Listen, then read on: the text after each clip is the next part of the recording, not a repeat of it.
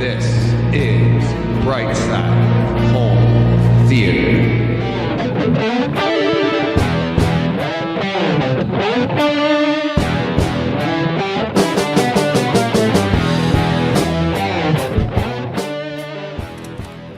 Hey, home theater nerds, welcome to the Brightside Home Theater Podcast. The home theater podcast, it's all about the sights, the sounds, the scenes, and all the fun experiences.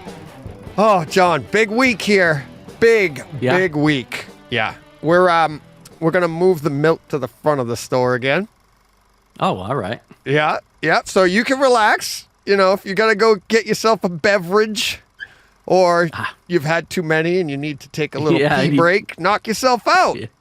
All right. Because we're gonna go and we're gonna visit with Luke O'Brien, the director of content for Kaleidescape. Isn't that the coolest name?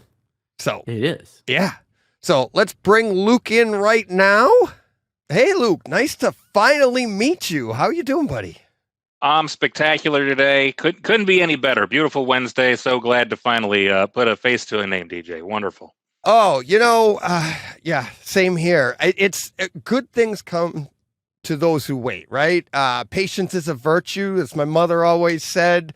Am I talking about meeting the famous Luke O'Brien or Top Gun Maverick?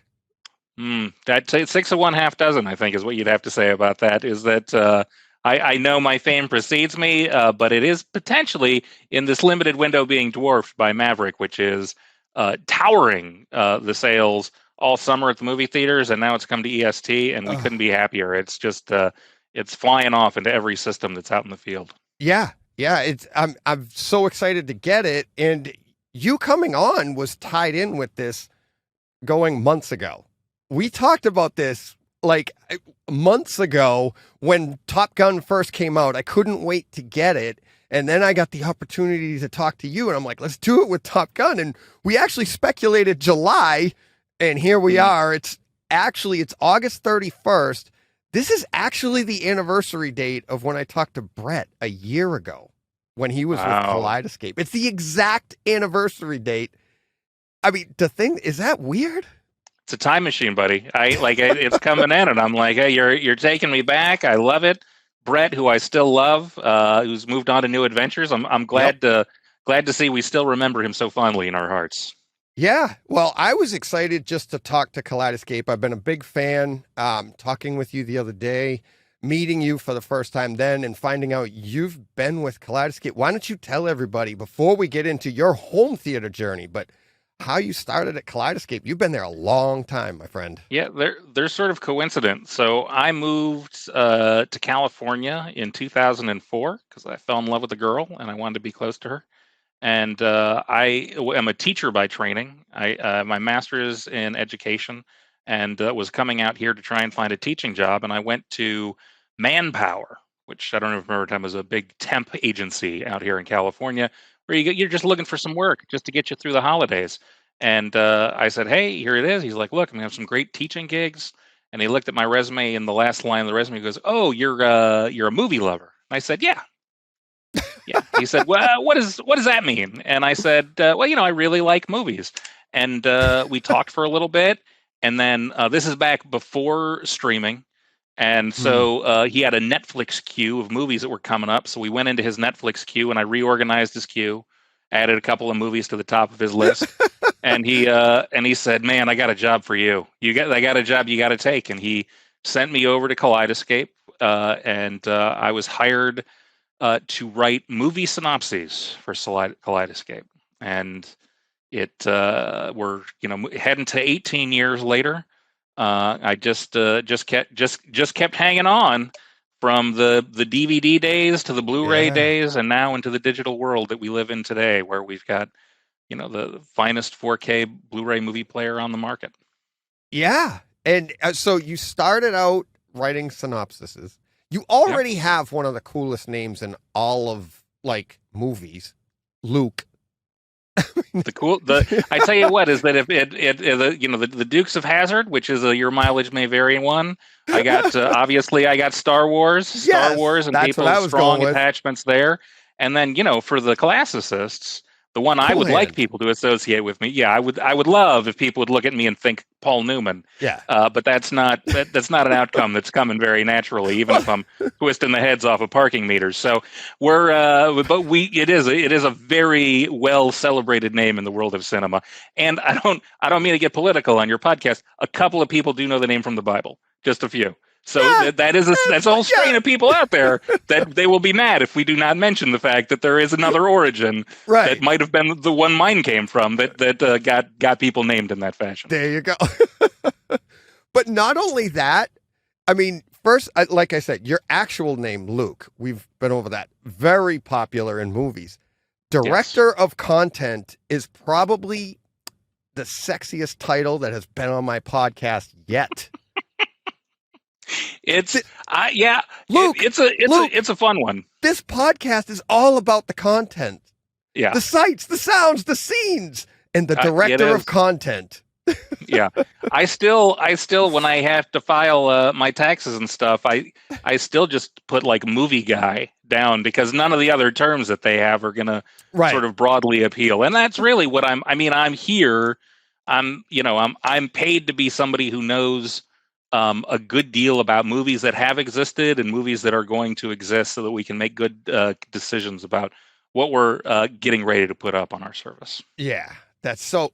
Before we get into the service and all of the great movies, actually, a year ago when I talked to Brett, I didn't have a Kaleidescape. I just loved Kaleidescape and always wanted one. I just loved, and I'd followed them for years. And like I said to Brett a year ago, I'm like, I read about them in the early 2000s when they first came out and looked at those price tags and were like, no way. And they have come down. They're still very high price tag, but they've come way, way down, way more attainable now. So lucky enough that I have one now, so I can actually talk with a little bit of knowledge when we get to that. But when you put in movie lover, and apparently that wasn't clear enough for some people, what got you to there to even put that on like your resume and stuff? Like, what were you into home theater or just going to movies, stuff like that? No, I was somebody, I got bit pretty hard by the cinema bug at a young age. So I was one of these people who, when I had free time my whole life, it was gonna be what's the next great movie that people haven't watched that I can watch. And for a long time that was about, hey, can I discover? I was in Cleveland, it's where I grew up, greatest city on earth. And so I learn about the Cinematheque out of the art house, and the Cinematheque comes through, and they bring all of these incredible movies through. So you're able to see some of this masterpiece foreign language cinema before the directors break through and all of a sudden start to become more mainstream names. And then it was about wearing out, my local video store, which was VidStar, sadly RIP. And then Blockbuster, which was, forever for us. I lived in Portland for a while, and I was living at Mike's Video Madness as it came through, trying to find whatever they had in their deep shelves. And I just wanted to watch more movies. I wanted more of those stories. I wanted more of the way those stories were being told so I could kind of understand. I just ate it up. I just drank it all in. And it became a passion of mine that sort of served in the background of my life as it's come through. Oh, man. So I actually had a listener the other day ask, I was like, talking about you coming on and stuff, and I'm like, it's such a cool job. It's something we all wish we could do, director of content, right? And he had a great point, and he's like, if it became a job, does it get more difficult? Has you doing this for 18 years now, has it changed your view of movies? Does it make it harder when you leave work? It doesn't for me, because now that I'm the director of content and not one of the primary reviewers like Gerald and Josh and Tiffany, which are my core team here, who do all of the eyeball time really on the titles as they come through. It's much harder for them. They have forced exposure. So whether it's a Marvel movie that's on the precipice of coming out, they might take a pulse with themselves and say, hey, I'm going to have to spend 6 hours with that movie later on as I get it through its final review process. Maybe I'm going to give it a pass in the theater. Maybe I'm going to let that particular experience go by the wayside because I don't want to get myself burnt out on it. And then, there's some movies that they just don't like. And it doesn't matter if you don't like it. You still got to sit through that process. And I am fortunately spared that particular part, and it's allowed me to keep my super consumer credentials on top of it. It's been interesting because a lot of the way the market's been changing with the advent of streaming. I mean, I'm watching a lot more series as they come through, and I think we're seeing television as it's starting. It's something that we're starting to see more growth in on the store as it comes through. But it's a lot of where some of the core content is being developed right now. So we have to really be paying attention to that as a key market as it comes in the way that people might get things consumed. But the theatrical experience is still there. I still do go sit in a big, beautiful, dark theater. Try and go to those beautiful Dolby theaters if I get a chance to try and get that overwhelming theatrical sensibility, because I know that's what, in the end of the day, that's what the customers are chasing. They want to be able to have a home experience that's going to replicate for them, without sticky seats and maybe there's a baby crying in the corner and overpriced popcorn that they can't flavor in their own particular way. But there's that idea of being overwhelmed by the size of the story and having that audio that is truly immersive, that's surrounding you in every possible way that it can. That's that core experience we're trying to make sure we continue to tap into. All right. And so, like, you mentioned your team. So you said like 6 hours, each of them on a movie. Now, do they sit together and what can you tell me that they're looking for, analyzing and stuff like 4 to 6 hours? That's insane. Well, so what it is that this is for the major releases that they're going to be doing. And when we get a title, we get a mezzanine file from the studio. So they get the print master and they get the best quality mezzanine file version that they can bring down and share with the digital field. We get that, and then we're going to transcode that. We're going to put it through our transcode process to wrap it into a form that it can be downloaded, adjusted, and played on a Kaleidescape system. And so they get the files as they come in. They do a draft of it as it comes in. They look for anything that's obvious that needs to be tagged. They get, chapter marks selected and the video frames and mark that moment at the end credits. So if you're in a Kaleidescape theater and you've got lighting controls set up, it'll know, hey, the credits are rolling. Time to bring the house lights back up to half mast so that it's time to roll. And they get all of that done the first sweep. And then, for these 4K releases that come through, they're going to sit and they're going to watch edge to edge, frame to frame. They're going to be looking for where the transcode that we've created has banding that drops in, has speckling that might show up, any kind of video artifact stuff that's unpleasant as it comes through. And some of that might be in the source. Right. Some of that might be in the true master. And so we've got to do a corroboration. We write escalations to the studio that says, hey, we saw this. We see something like it on the source file. Is there better that can be done? There's been embarrassing situations where we wrote back and it was a note, like, because it's a process, right? It's a process where you're handing off assets. So sometimes they send us the wrong thing. They sent us the thing and there were some details that were not finished. And we're fortunate that we have a very lengthy, strong QA process. So that doesn't go out live into the field to our customers. We can catch it, see it, and then smack it on the behind and send it off into the field. So our customers are really only seeing something that we've already policed it to make sure there's not something bad that we've been handing off to them. So quickly then, so say you see a speckle or something, for an example, and it came from the source.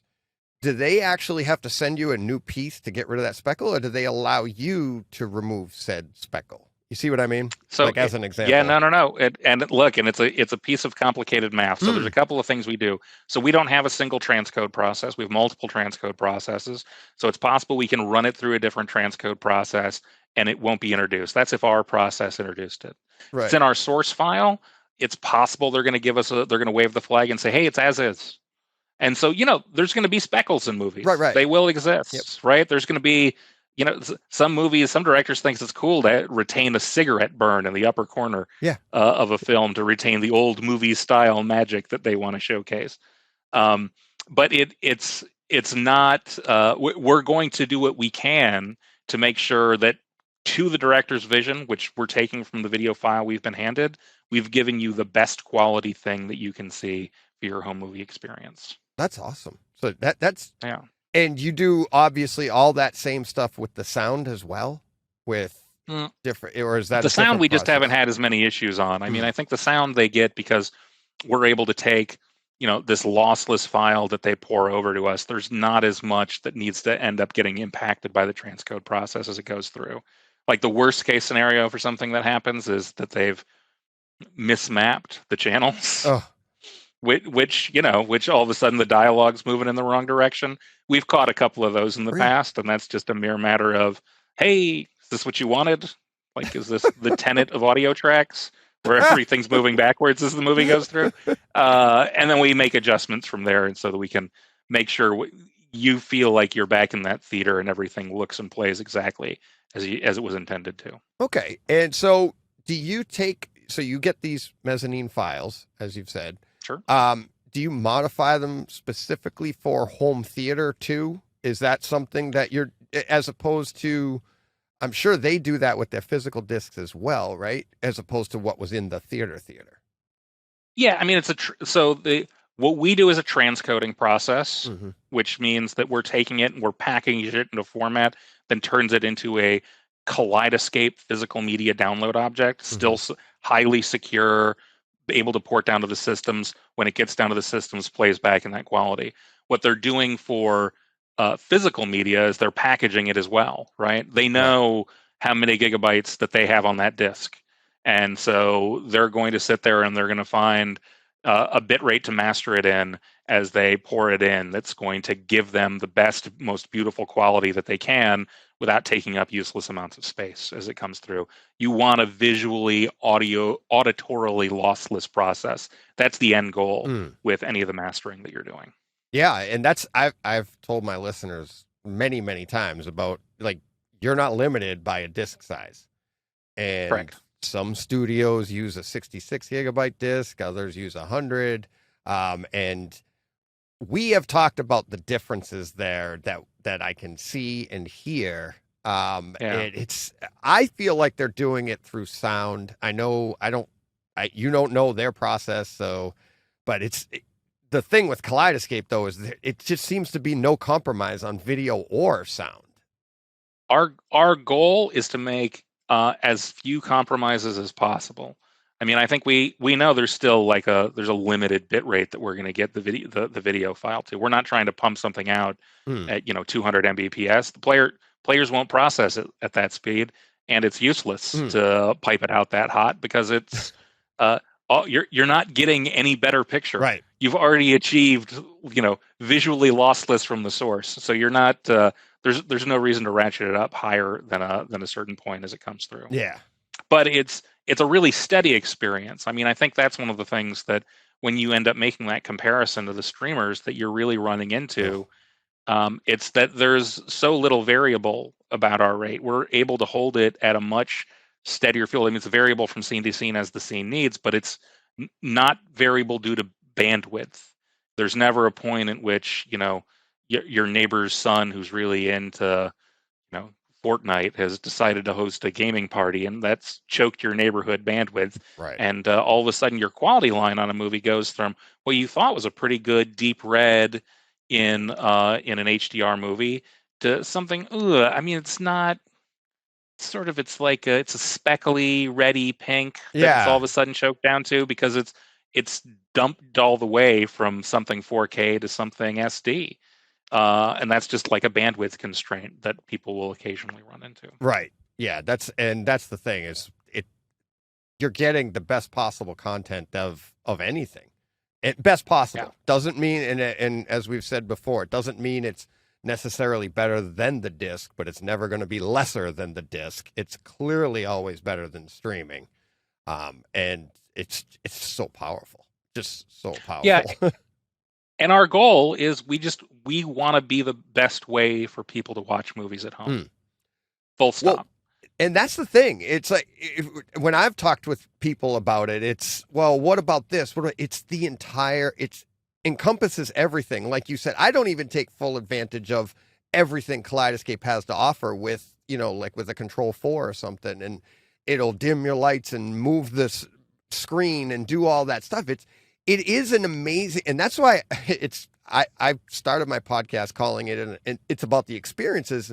But Kaleidescape really is, it's more than a system. It is an experience. And I've told people that. It's like you go to the store, you could try it, but it's not the same as having one in your home and actually just pushing them in. And how smooth and slick it is. It's just like moving around is so nice.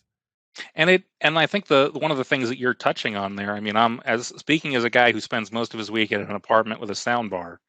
I am not emulating what even our most basic customers are generally seeing out of our system. I have a little house up and away, and that's a much better place with like a 5.1 system, et cetera. But Kaleidescape's there to elevate all of the other components in your system as well. We're plugged into the home theater crowd, and that crowd we sell through a dealer network, because those dealers are really trying to put together an entire home theater experience for people. Right. And they're going to get you a beautiful speaker set. They're going to get you a beautiful audio processor. They're going to get you a screen that can take on the color of the projector the best possible way, or they're going to get you a gorgeous, OLED display at whatever inches your room can handle. And we're here to make sure that whatever that particular setup you have, we're giving you the most out of that setup that you could get. Because Kaleidescape is already there to give you the source and the best quality possible, which means that, can my speaker system grow up? Like, so much. Like, in every possible way my speaker system could improve. I don't have to go get a different version of the movie from Kaleidescape. It's there at the best possible quality line for me to know that when I get that next speaker array, it's going to sound richer and deeper, and I haven't already peaked out at what it's possible to sound like as it comes through. Oh, yeah. And that's the beautiful thing. It's going to grow up with you, which is a really exciting piece about it. Yeah, I've come at it in a different aspect. I built my theater and worked my way up to achieving the Kaleidescape upgrade, and now I'm like, okay, now I've got nothing really. I have other things left to do. There's always something to do, right? And that's how I came at it. I'm more of a hands-on guy. I don't do a deal. I built my theater since I've been upgrading since 1988. So wow, yeah, and serious. You committed to it. Yeah, I'm still working at it. I was in there just before we got on, messing around with some settings. So, but do you have any idea like what kind of percentage you have between hands-on customers like myself and dealer people? Like, I'm sure you have most of your customer base is dealers, I would imagine, right? And it's like you don't even talk to those customers; they talk to the dealer. How many people do you have like me that are like, help? Well, it's a really interesting question. The majority of our customers are dealer enabled. So we know that they're there because we have the store, and because we have our own support network that's full of really highly skilled guys, Rusty and Tom and Andre, that are out there in order to support you. We still have a lot of direct customer contact as it comes through. But we have a lot of dealers that part of what they're selling is that service as part of the package. And we're not trying to interfere with that as it comes through. So we see what it's there. I do know that we know a lot of our DIY customers even more intimately, because they are a vocal group. They make their presence known. They find your email and will reach out whenever they have a question as it's coming through. And we love it. I mean, we're here to support it. We're trying to make sure we're not a big company. And we're here to try and make sure that the people that have latched onto our product are becoming evangelists for us, so the company continue to grow and develop. Yeah, the customer support I got. I was lucky. I met Brett, and then Brett put me in touch with. I don't want to give his name away because I don't want him to get unnecessary emails or anything or requests. But I'm like, people used to call me, like when I was little kids would call me, my name's DJ, and they'd screw it up, and they would come up with, actually, isn't it? JG. That's what they would call me. But he has been fantastic. He's like the Kaleidescape ninja, JG. And he disappears into the shadows every now and then. But if you need something, he directs you in the right place, does a great job. And like you said, with the DIY people, I wanted to do this thing hands-on, and it was pretty simple for me to set up. And I had very little very little questions. Once I really wanted to just make sure I had everything right. I did. And it's pretty simple. And you guys can see everything from behind the scenes too, which I thought was really cool.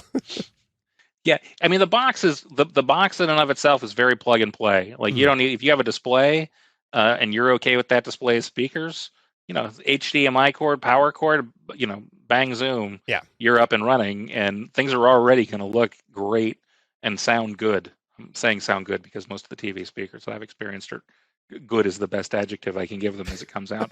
And then the complexity becomes you want to add all these other components to really enliven your theater, and that's where you have to make sure. Do you have an HDCP path that's going to carry through to make sure you have a secure video signal that goes from the device all the way to wherever you might have the screen monitor?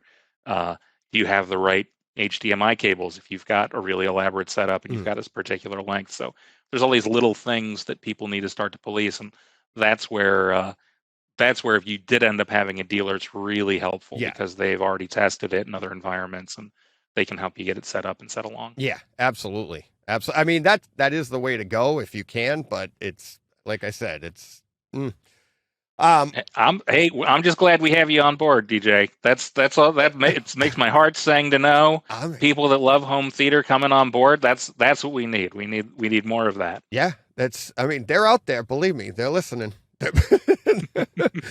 They're counting their pennies, I know. Excuse me. So updates to movies. I check mine daily. I'm always like, what does that mean? Because I wish there was a better description, but I understand that sometimes it might not have anything to do with me. But what do updates entail to a movie itself?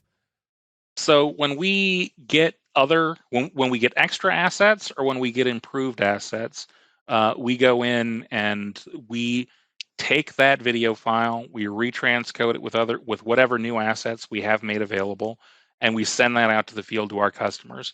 So they've already bought the movie. They've bought the HD version from us. Now that's the relationship that they have with us for that thing. We're going to make sure that if we get something better, we're able to get that down to you. Sometimes that does entail, hey, we went live with this title because we were told that's the best we have for you. And then the studio comes back to us and said, hey, we did a different master pass and we have something that we want to send out that you can get out there for an update.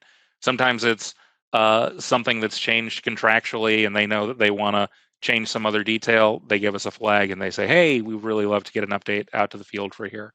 One of the most recent sets of updates that a lot of people have seen is we've been going through, and some of the releases that we've got out into the field, we're adding a lossless PCM stereo track to. We've really seen sort of a growth in that 2-channel market, and we want to make sure that folks that have really designed their entire audio and cinema room around the idea of that, they're not Atmos folks, they're 2-channel folks. They still have something really extraordinary to count on in our devices playback. So we've been making an aggressive push there that we will continue to see in the updates as they come through. That's pretty cool. We had one recently. So my buddy Todd and you were on with him last week, as a matter of fact, AV Nirvana. Yeah, he's great. Oh, awesome guy. And we did a whole thing on Ambulance when it dropped with you guys, right? And yes, we love that movie. We had it in the running for movie of the year until, Top Gun Maverick comes out. And I mean, that's going to be the movie of 2023 probably too. But yeah, it's a big one. But so we record this whole podcast. We rave about it. We absolutely loved it. And like literally after we finished recording, I'm checking my updates and like, there's an update to Ambulance. I was like, it got even better. It did, and we're also constantly working on those. I referred to them earlier, the things that we have for file improvement. We're constantly working on our recipe. So that transcode recipe that we get things baked in at, we're recently making a push so that we have a new recipe that's starting to go out for all of our new titles. And Ambulance, I think Ambulance is one of those titles that we had finished it at the old recipe. It had gone live. We loved what was out there. We said, hey, we still have all the assets right at hand. Let's get it into the new recipe that's just been approved so we can get that out and sort of have something that we think is going to be stable for our customers as a version going forward for a while. Awesome. That's pretty cool. I had another one about updates and it just slipped my mind. It'll come back to me. I'm so excited. Let's see. All right. There's an elephant in the room. Uh-oh. We know what its initials are DV. Mm, Dolby Vision. I get asked yes. all the time, why does it have Dolby Vision? Why does it have this? Blah, blah, blah, blah. And I'm like, and my answer is always, it's most people that have these have projectors. So it's not really a call. Do you get a lot of people asking for that and there's an issue with Dolby Vision? Or maybe you can't tell me that part, but what are your thoughts on Dolby Vision? I think it's a great technology. Mm-hmm. It is not currently a technology that our current product supports, Mm-hmm. and so unfortunately, I can't tell you any more than that. Will it be in a future product? Wow, that would be great. I can't make any announcements about future products today. It's something that, to say that we're aware of it, 100% we're aware of it. Oh, good. Now I can rest easy. Now I can tell my listeners. You can rest easy. You rest easy. No, it's not somehow we haven't skipped over the idea of Dolby Vision existing. We do know that it exists. I love those videos. Yeah. You see those videos and stuff. Like you guys are sitting around going, "There's two things about you guys. Apparently, you don't know Dolby Vision exists, and if you only dropped the price, you'd sell more. Did you know that?" These are. I'm going to take some notes. Hold on for a second, DJ. Let me get my pen and paper. Lower. Okay, good. Yep. Yeah. I'll take that back to the boss later on. Thank you. I have one listener email me and tell me that if you cut the price by 2/3, drop it down 1/3, you'd sell twice as much. That's good business, right? I'm like, but now you're making less. What the heck? Yeah, there's a lot of theories. We're really comfortable with the product as priced today. I figured you were.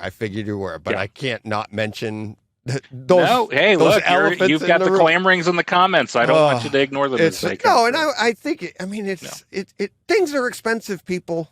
Allow it to happen, and it's an awesome product. You get what you pay for, right? And it's a quality product. And it's like, but yeah, most people are just jealous about that stuff. So, and I'm going to go with that. I said that, not you. So you have agreements with studios. I've followed you guys through the years and everything. And my question is, what about like those smaller places like Arrow, Shout, and stuff? Because I know like they kind of do what you do for physical media, right? They'll take a file and they'll remaster it actually with permission of the studios. Is there any future chance that you could be getting those discs from them, or how would that even work?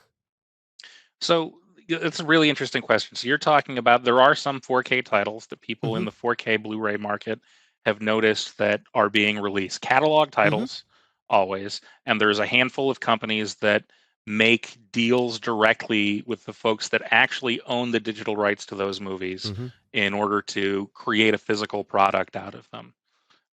That's a direct deal. So that never ends up having anything to do with us. Because they've created that remaster, depending on what actually happened in the deal that they create with them, those rights could furrow through back to the original movie rights holder, and they could funnel that back through for EST distribution, which is what we do digitally. We're certainly open to that happening. There are some movies that you might have seen that first had their release out on one of those 4K Blu-ray black boxes that you're seeing getting updates on Kaleidescape here. That's been actually 3 or 4 of those titles that have come out over the course of the past month. And so we're super open to that, but something that's totally out of our hands for how the deals ended up getting done when they come through. So some of the folks that you called out, they're great studio. Shout, actually, we have a licensing deal with. Oh, you do? They have a whole bunch of content on our store, but the actual digital rights to some of those 4K titles you're referring to, that's not within their digital asset group, right? So that's some of those movies are still owned by an MGM or a Paramount or a Sony. So it's about when those rights come to digital. That's when we will be able to offer them to our customers. Cool. Because I've been starting to see the patterns of like if the studio itself releases it, you're getting it, right? All these new releases you're getting. And Correct. let me ask you, this is nerdy stuff. And one of the advantages of getting a Kaleidescape is you get the movies earlier, right? And Right. it's like we have Maverick's not coming out until November 1st. I already have it now. When I talked to you the other day, you're like, yeah, we were watching Maverick all last week. I'm like, ah. So now I'm like, it's that old thing. It's too much. You're never at that level, right? It's like now I got the Kaleidescape. Now apparently I got to work for Kaleidescape to get it even earlier. How early do you get this? Do you get typical movies? And let me ask you this too. So like Top Gun Maverick, I came home from the theater and pre-ordered it. That's awesome. You know you have it. But Disney, like Thor Love and Thunder, there's no alert, but we all know that we get it on Kaleidescape the day it drops digitally, but there's no pre-order. Can you talk about like, do you have Thor Love and Thunder in-house now and you're cultivating it for the release? Or talk about a past one, maybe, because you're giving me eyebrows for this. I am giving you eyebrows. Audio only podcast. This is a great question, and it's a really interesting question because of how much the marketplace has changed since COVID came in.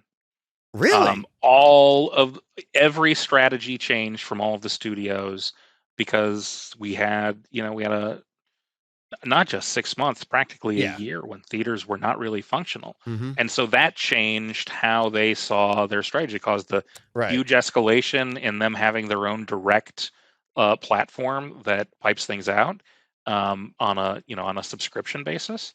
And it's changed the way that the windows work. So typically, previously, it had been roughly a 90-day window. You knew about 90 days after a movie debuted in the theaters, there would be some kind of turn for digital release. And sometimes you would get like a booster in the EST market. They would get it a week or two early as it came through.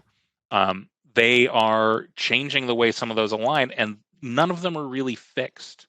So you can't make a hard comment on any of them because we're only seeing how things start to take shape. We have seen that sort of broadly. There's been sort of a halving of that window. It's closer to 45 days. That we're seeing from when these guys come through. And sometimes it's been 30 and sometimes it's been 60, but it's the full 90. It's been very infrequent for those to come through. You got to sort of have a mega title.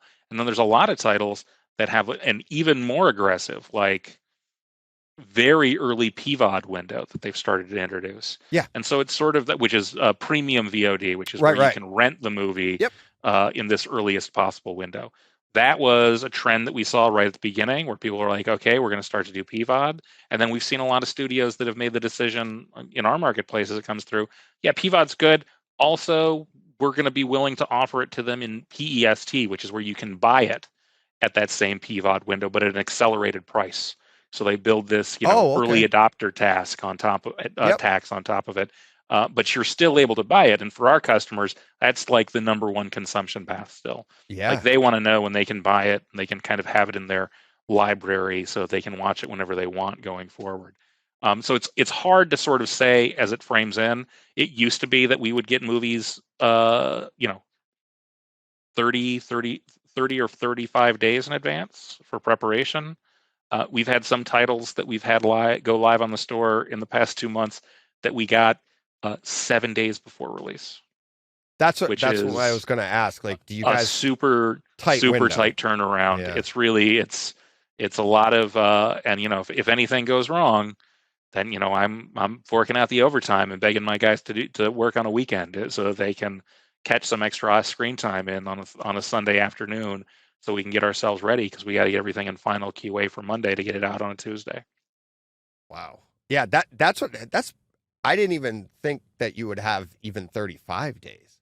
So that used to be the norm. It used to be the practice, and that's not really the case anymore. We're having to get much more comfortable with trying to target a 2-week work window that we can stack everything in on. Yeah. So can you say anything about Maverick? Like, how long did you have that? Because that was a lot of speculation with even just booking this, talking with you, and it was like, oh, we're speculating it this far out. Did you actually? Do you actually get the file in, and maybe you just can't release these things away? So you might have had it a month ago, but you just can't obviously say anything or do anything with it, right? So I've known the release date for a very long time. Oh, really? I can't comment anything. There's what they have as a sort of a street date that we have where we can actually start to talk about when a movie's going to come out. And the real reason this is happening is now that they're moving the windows in, they don't want to start to talk about the digital or the home release Right. in any way that they think is going to cannibalize from people making a decision to go to Yes. the theaters. Nope. Do you understand? That makes sense, yeah. That's a sound perspective, which is why they have sort of some of their strategies laid in. I think some of the folks that have their own streaming channels are still making decisions about how they want to implement things and when do they want to put it in their streaming service and how does it come through. So pre-orders aren't going to show up on some of those films, even though they are big blockbusters that we are now going to do well, because I think they don't want to feel trapped into a particular launch date on EST when they think, hey, you know what, we want a pivot strategy. We've decided, hey, we're going to hold this one just for streaming release as it comes through. And it's a changing market. There's just a lot more tools in their grab bag. So we just get excited whenever they say that they want to put a pre-order up. We make sure we get those in front of people because we know our customers love it. They love knowing that a movie is going to come. They love knowing they don't have to think about it.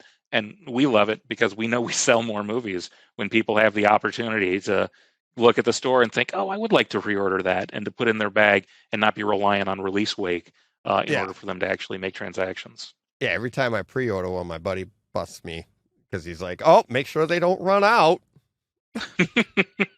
You want to make sure they have one for you on the release day. I'm like, yeah, True. I know. It's true. Gotta be careful. So I had my podcast last week on DTS versus Atmos. Huge topic through home theater, right? Yeah. Everybody's always comparing, and up until Jurassic World Dominion, I'm pretty sure somebody mentioned a Jumanji. One of my listeners mentioned that that's another one that is actually, I believe, in Atmos on Kaleidescape and on DTS X on disc. But Correct. It's a very rare instance. There's 2 movies in all of existence that I know of right now. What is it like? You don't decide on which version you get, right? It's all like the studio goes, here, that's what you get. Correct. We are ambivalent. We would like lossless audio always. Yeah. We would love to get object-based audio. So that's on our spec. That's our preference sheet saying, hey, give us the best of what you have in the package to come through, and here's what our system is going to be able to process for you. Mm-hmm. That's been a change in market too that we've seen, where they've really seen Atmos start to become something that was not initially regularly packaged. A lot of those updates that you might have seen from early downloads that you might have had were, hey, wow, finally, initial release was in 5.1. Now we've got an Atmos audio track we can add to your movie, and so we get that update as it comes out for you. Yeah, that's pretty cool. I'm not really opposed to 5.1, to be honest. It's lossless, and it's the way our systems work nowadays. You're upmixing anyways. To me, it's like, yes, is there an advantage here and there? But don't tell Christopher Nolan that. His movies are amazing, and he doesn't go with object-based, right? That's right. And I put that, and I say that all the time. I'll put his movies up against any object-based codec, and you're not going to tell the difference. Yeah, I think that there's it's one of those things where it's just another beautiful tool. Yeah. I think a lot about what George Miller did when he made Mad Max Fury Road. And like, he just paid so much attention. That Atmos audio track is so well thought out. The object usage is done extraordinarily well in a way that draws you more into the movie. I don't, it's hard to do, and sometimes it's just great to get. Hey, it moves around a lot. I hear a bunch of bullets shattering all over the place. Yeah. And if that's all I'm getting, I'm still happy to take that. I Right. still want it to be, but sometimes that's all that you're going to end up getting. But you're going to get it in absolutely clear quality, and that's what our goal is for everything as it comes out. Absolutely. And that it's funny you say that because I've said this a lot about, like, say, take the movie Twister, for instance. There's a German disc that you can get with the Atmos, with an Atmos track. It sounds fantastic, but it's still debris flying. Anybody can make debris sound like it's flying around a room, right? There's no there's no nuance to that. But then you take gravity, which apparently nowadays it's actually cheaper to buy a Kaleidescape system to get the gravity Atmos than it is to buy the Diamond Lux. But yeah, so you take gravity in Atmos, and it hands down. You ask anybody what's one of the top Atmos tracks, and they go to gravity, and it's not loud and bombastic, especially that opening scene. It's just that, like you said, the details, the nuances that you get, how discreet it is, how clean it is, and then amplified by even more on the Kaleidescape. It's just it really is amazing. And like you said, it's a tool. Doesn't mean that you can't do it well in 5.1 or as well. It's just a little easier to do in an object based. So it allows the artist a little bit more ease, which then allows them to be a little bit more creative. And we love it. And that's all we want. We just want to have all the tools in our in our utility belt available, so that when an artist really says, "Hey, this particular tool is important to me," that it's being reflected in their home viewing experience through us. Yeah. So with that, do you actually go back to the studios with your overwhelming emails and requests for object-based?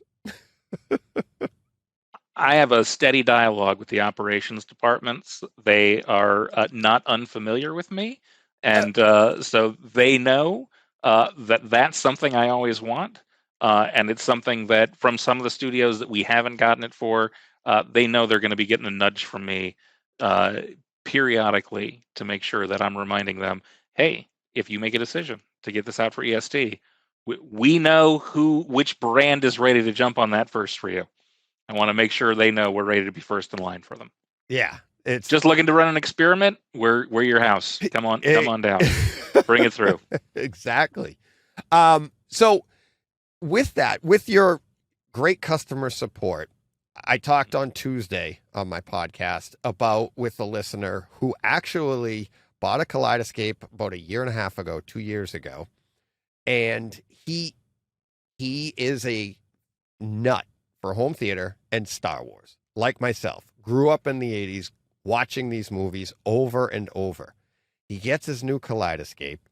He has his Zapedi. He's had the disc. He's got a Panasonic 9000. He's seen this movie probably 1,000 times. He notices in the opening scene, the little red over the door, chroma was off a little bit. Yeah. So he did two things. He emailed you guys and he texted me. And I'm like, who notices this stuff? And he's like, let's see what they do, because this isn't right, because it doesn't look like this on the... I'm like, all right. But I'm like, nobody would ever notice this stuff. You guys fixed it. You went back in and fixed it. One, do you remember that? Two, do you do that? Do you get that a lot? I can't imagine you do, but man. Well, we're fortunate that we find most of the issues like this in our review process as it comes through. This one, actually, our reviewer had tagged, and we weren't able to do anything about it as tools existed at the time. We went back, we talked to the studio about that, and I don't actually recall with this one whether we ended up getting a new print or whether it was that we were just able to put it through an improved transcode process that didn't introduce a flickering artifact as it came through. But I was really glad when we were able to get that one through. And we always want to hear the flags that come through. There are some very vocal folks that are sending notes, that have relationships with folks at the company that are passing along, hey, saw this, thought you would like to know. And we're always excited to hear them as they exist.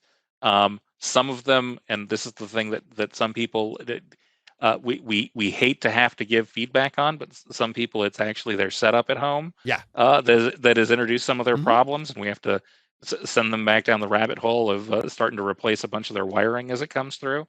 But no, when we actually have a problem in the source that's actually solvable, we're excited to get it solved whenever we can. I didn't even think of that. So you guys actually work people through their own system to be like, oh no, it's good on our end, it's good here, and then you'll Correct. actually work them through to maybe their whatever's out of alignment, their wires, whatever crossed. I didn't even think of that. Yeah. Yeah, that comes up probably more frequently than anything else that happens, is that there's the number of times that I get a head shake from my team after they do the review. And some of it is I'm trying to think of the right way to frame this. Some of it is that customers will go back and they will look at HD content that does look exactly like the source we were provided, but they've been trained from watching the way that some of the older material that they've started to watch on Kaleidescape looks, to think that everything's going to look better than it used to. And so they will send in I didn't think this looked good report. And sometimes I don't disagree with them. Right. But that's actually how the source looks. Right. And so there's nothing we're going to be able to do at that point until we get a new source. Yeah. I went to school for art. My listeners know this, you don't. And whenever you're designing something, say for advertising or something, you do it on a giant board and you shrink it down, right? Because all those little details, all those little flaws or anything like that, they go away when you shrink stuff down. You introduce a Kaleidescape into your system, you're going in the opposite direction. You're bringing, you're only as strong as your weakest link. You're bringing in a very strong link in this content here. And if you have a flaw in your system, you're going to be like, well, wait a minute. Or even the flaw could be, like you said, the actual piece of content. That is how it looks.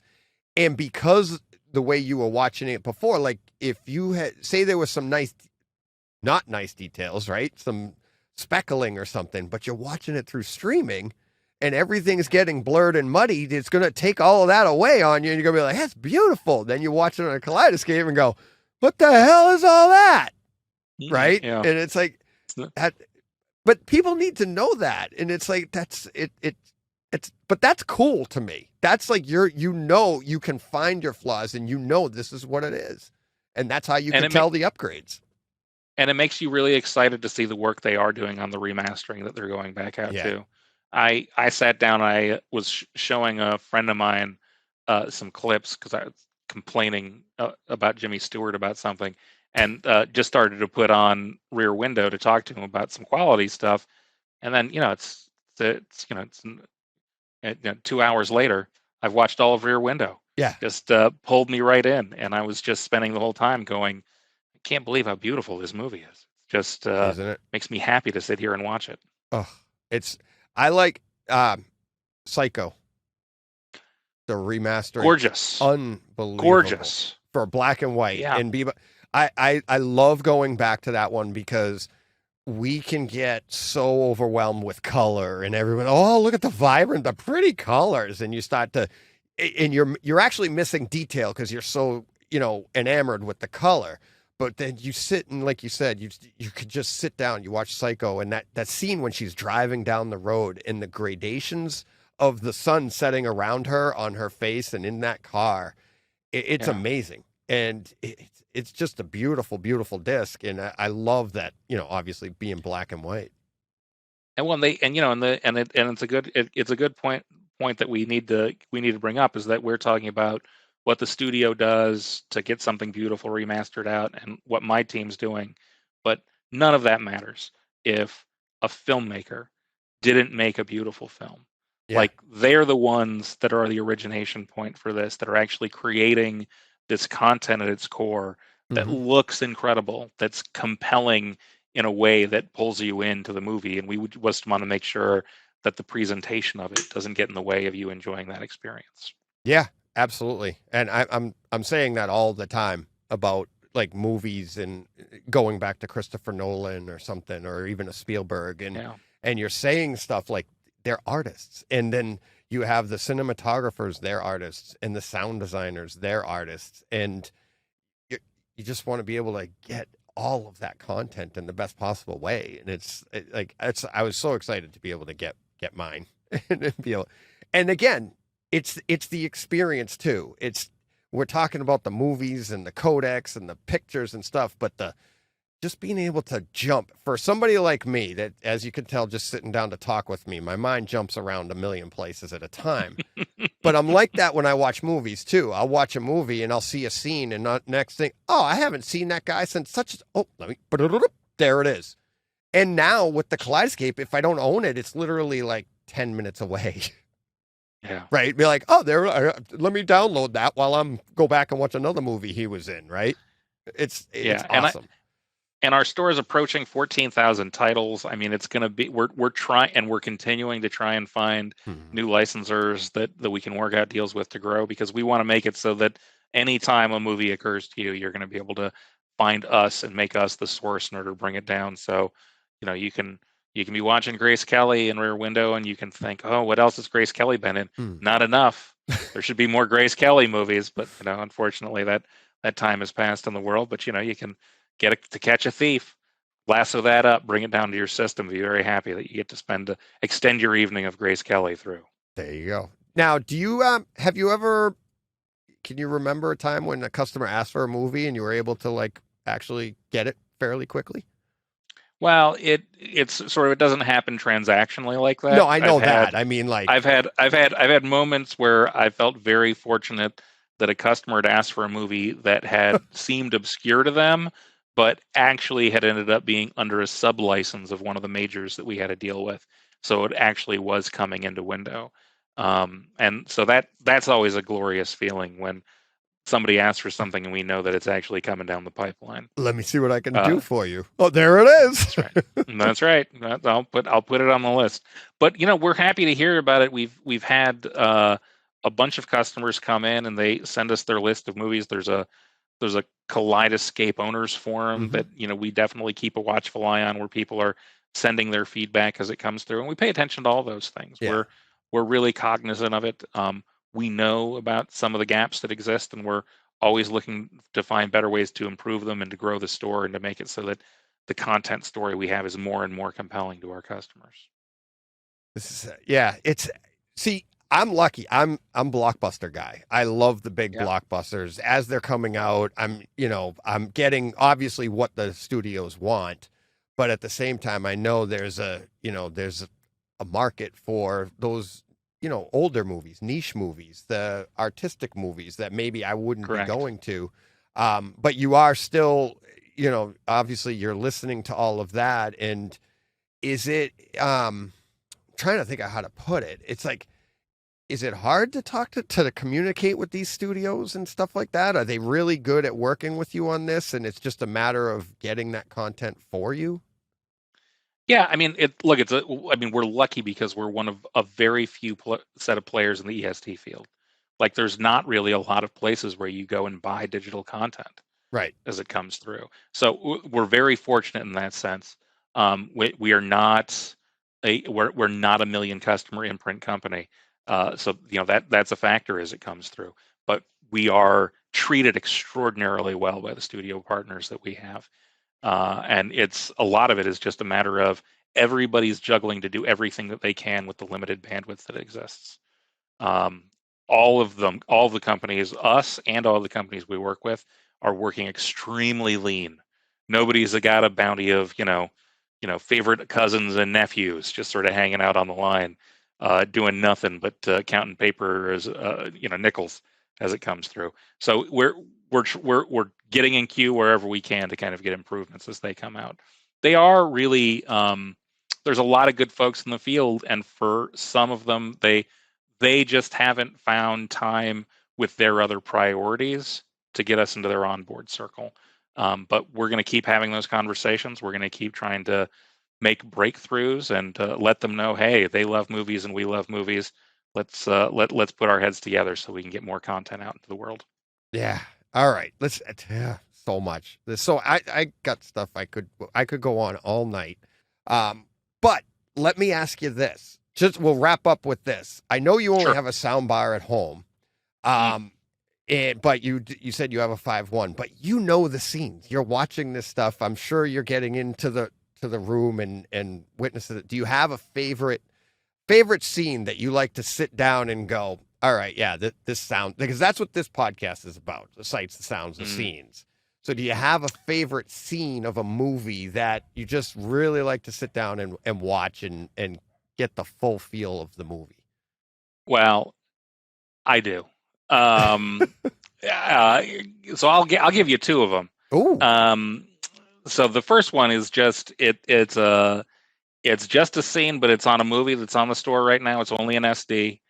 This is not a theater showcase one. This is just I already touched on it. One of my favorite movies of all time is Big Night, and really, literally any scene from that movie works. But there's a scene where they're having this it's the very early scene in the movie, and these people come in to sit down and have their dinner, and the woman's ordered the risotto, and she's wondering where her side of pasta is, and the Italian chef in the back is disgusted that she would ask for a side of pasta with risotto, and it brings delight to my heart every time. It's probably the scene that I watch the most frequently. Really? Of all the scenes on my home, it brings me pure joy. It's Stanley Tucci and Tony Shalhoub, and it's absolutely wonderful. But that's not demo-y. That's not demo-y. No, but I love that though, because everybody's different. Everybody, I had in my debate the other day about DTS, in Atmos, and I was talking about the explosions and the Atmos and stuff, and he's like, you got to listen to the music in the background. And everybody's different. Everybody has a different eye and ear. So that's awesome. I love that. So what was your other one?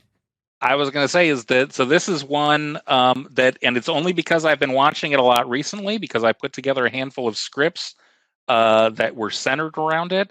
But it is the chase scene from The Batman, which has the spectacular turn of the cackling of Colin Farrell's Penguin tearing off down the road. Just wonderful stunt driving up the street as it comes in, and gorgeous audio of engines roaring, everything ripping, cars colliding. It's what I delight in if I'm showing an action scene as it goes through. So, I don't even know if I can ask this, but I'm going to ask it anyways. The Keith Yates is working with you guys on a studio. Were you able to watch that scene in maybe a room that he's tinkered with? We're not yet. He's actually working with us to get. We're getting an improved home demo theater here for the center of Kaleidescape. I know, and so we're really excited to get that in place. What we did recently do, though, is we upgraded our review rooms, and so we've got these gorgeous. One of our content partners, Meyer Sound. We've got some gorgeous Meyer Sound speakers, and we've got Trinov, another one of our partners. We have a Trinov audio processor, and it's just a tight little office like this one, except padded to the walls and blacked out, so it's dark as the day. And that's where I was doing the review the other day. And I'm going to drive the people in the nearby offices out because the audio was so loud and so roaring that it was it was a little bit disturbing for everybody else, which I enjoyed. That's awesome. I totally forgot about. I wanted to ask you about that, about Keith Yates and what the work he's doing and the speak. And you just talking about that made me like, you got to be watching it in something spectacular. So that is awesome. He's a wonderful designer. Do you have a favorite scene that you've watched of late? Something that really stood out to you? Top Gun. From the 0 minute mark until the 2 hour 20-minute mark. I do. I love the Mach 10 scene. Yeah. I love I'm not going to do spoilers on your show. I love the 212 scene. I love I love everything that happens in the finale. It's a movie that's full of good scenes. It is amazing. We didn't even get into variable aspect ratio. We'll all debate that. I mean, that's a raging debate.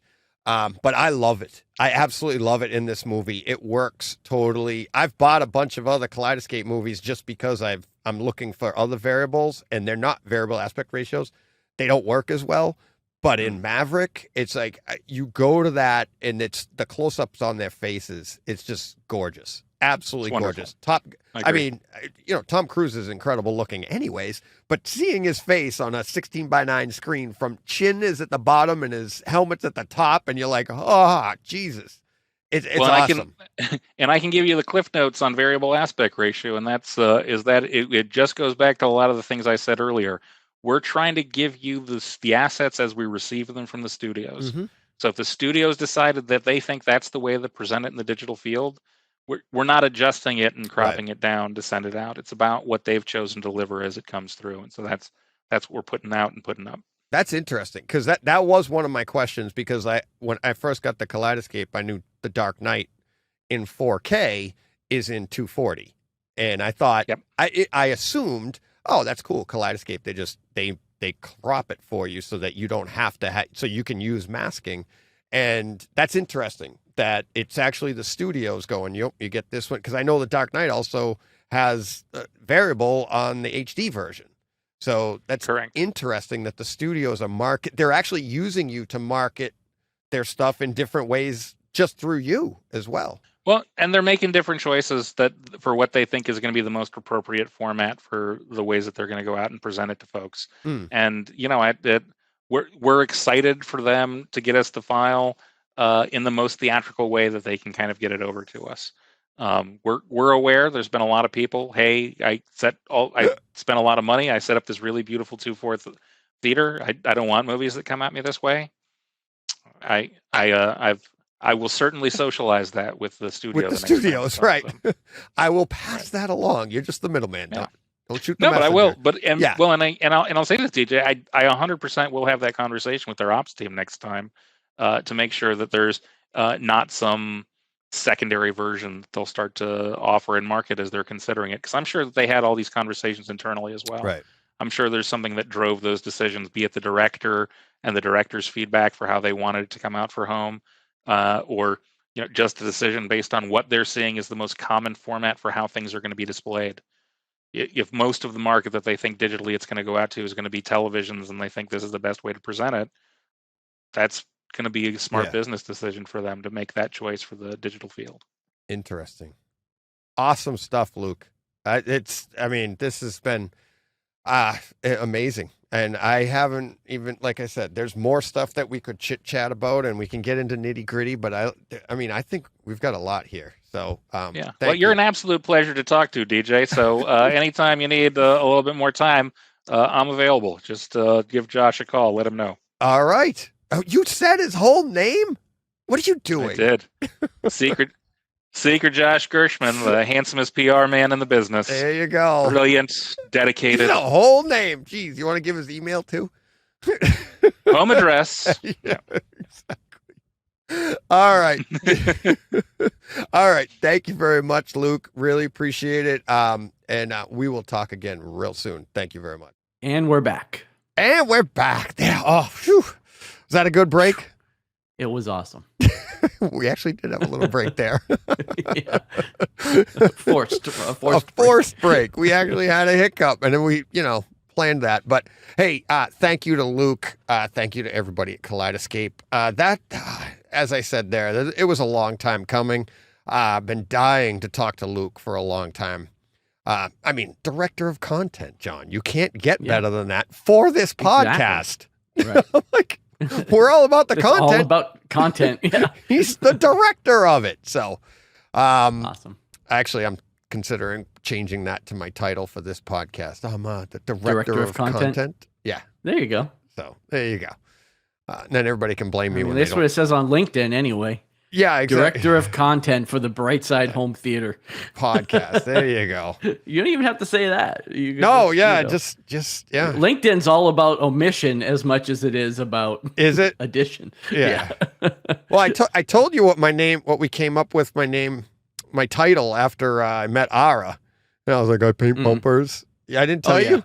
And I'm like, I don't remember the title. Oh, my title is the automotive aesthetics engineer. Oh, see, that's awesome. You put that in LinkedIn, and you'll have. Oh yeah, they'd be like, in. "What the hell is that?" It's like, he's a car painter. I don't even know what that is, but we need one at our company. So, automotive aesthetics engineer. There you go. There you go. That's me. That's what I'm going to be telling everybody from now on. Nice. What the hell? I just got an alert. That says. Well, we might as well just jump right to it right now. Oh, okay. Let's go to Patreon. Let's go to our promo page here. Right. Man. So, whoops, that's the wrong graphic. Yeah, that's funny. Let's go to that right now. So, if you're following along on YouTube and you like what you see, you like the interview with Luke, you liked us breaking down these scenes, having some fun, talking about all that stuff, please hit subscribe. What are the Utes saying? Mash that button, something like that. Mash that like button. Mash that like button. Yeah, do that and subscribe, all that stuff. And on Twitter, you can follow along. Lots of great conversations going on over there at Brightside HT. Tag us in it, and we'll be part of the conversation. And some of those actually end up here on the show, which we're getting to in a minute. Also, if you'd like to be on the show or just like to send me an email, you can email us at brightsidehometheater@gmail.com. And for any links or anything else, you can go to the website, brightsidehometheater.com. Lots of stuff there. There's actually some home theaters there you can peruse. Almost all of the past shows are there. And any of the links to how to subscribe to support the show. And what is your favorite, John? That would be patreon.com/brightsidehometheater. Yes. And normally, all right, let's start off. What do we have this week for our patrons of the week? We have a bunch that are coming up, John, that here we have 3 new patrons. 3 new patrons. So we have Peter Smith. Yep. Omar Delgado and Andrew Joyner. Andrew Joyner's interesting because he's been a member since March 3rd, 2021. But I don't know, it just popped up this week, so maybe he refreshed or something like that. But whatever the case was, thanks, Andrew, for jumping back in or refreshing or whatever. Omar, buddy, thank you so much. He joined last week as well. Great conversations over there. He's a big part of Twitter promoting us over there. So thank you very much. And Peter, I don't know who Peter is. So that's really cool. Thank you very much, Peter.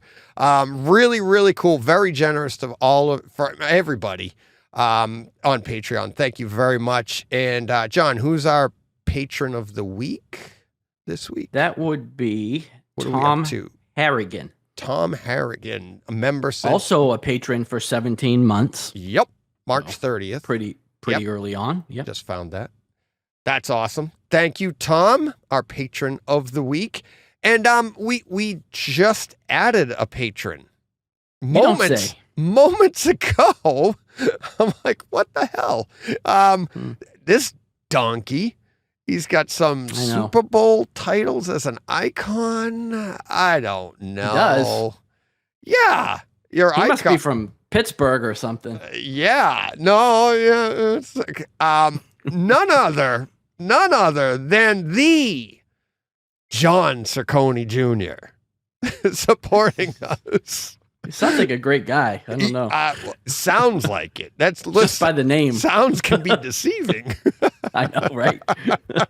You didn't have to do that. And very generous. That's monthly, right?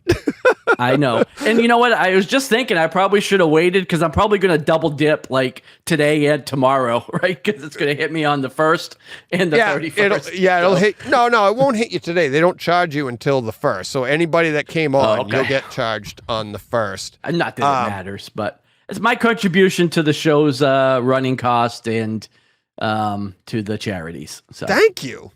And I do know it's monthly. I know. And then, and honestly, it's a bit self-serving because once we get to that 200 mark, I get 30 or 40% of that back. So. Right. Exactly. That's when you'll up it. That's right. I'll double it then. You'll be upping it, and there'll be a way for you to what do they call that when you're like moving the money around the family or whatever? Yeah, I'm money laundering through Patreon. Yeah, to keep it away from Lydia. That's right. Like, look at all the money I'm getting in here, but all the money. Plus, I get to write it off on my taxes as a charitable donation, so I get triple dip. Triple dipping all over the place. Oh man, Boyd, you can see why we're so good with money on our investments. Those gears are turning, man. Our investments. If I give this to myself and then I get it back, it's a wonder I haven't retired a millionaire yet. Oh man, that's good stuff. Really good stuff. Hey, John, thank you very much. I appreciate that. Yeah. So do the charities. So a weird thing happened. I'm not sure. I'm like, hey, we're just having fun with this stuff here, but we are giving to charities. Safe Coalition paid that out, $100. And we're well on our way. We're doing well. We're well on our way to getting to 200. And then that's when the number will start to go up. SVS, same thing. They're doing their own thing. Anywhere we point them, they're going to pay for now. That's how we've kind of organized it. So they're basically doing what we did. What I say is kind of a weird thing here is because right now, as John and I are recording, this is Tuesday, we're still in August. But as you're hearing it, it'll be September. So like really we should be announcing the new one, but I wasn't prepared for that. And Jen and I my wife and I are working on one that's kind of personal to all of us, including you, John. I haven't even told you about it, but we'll have that announcement next week for the charity that we'll be donating to next month. And again, we'll just promote that throughout the month, and then we pay it out at the end of the month. So all good things going. So thank you everybody for supporting this.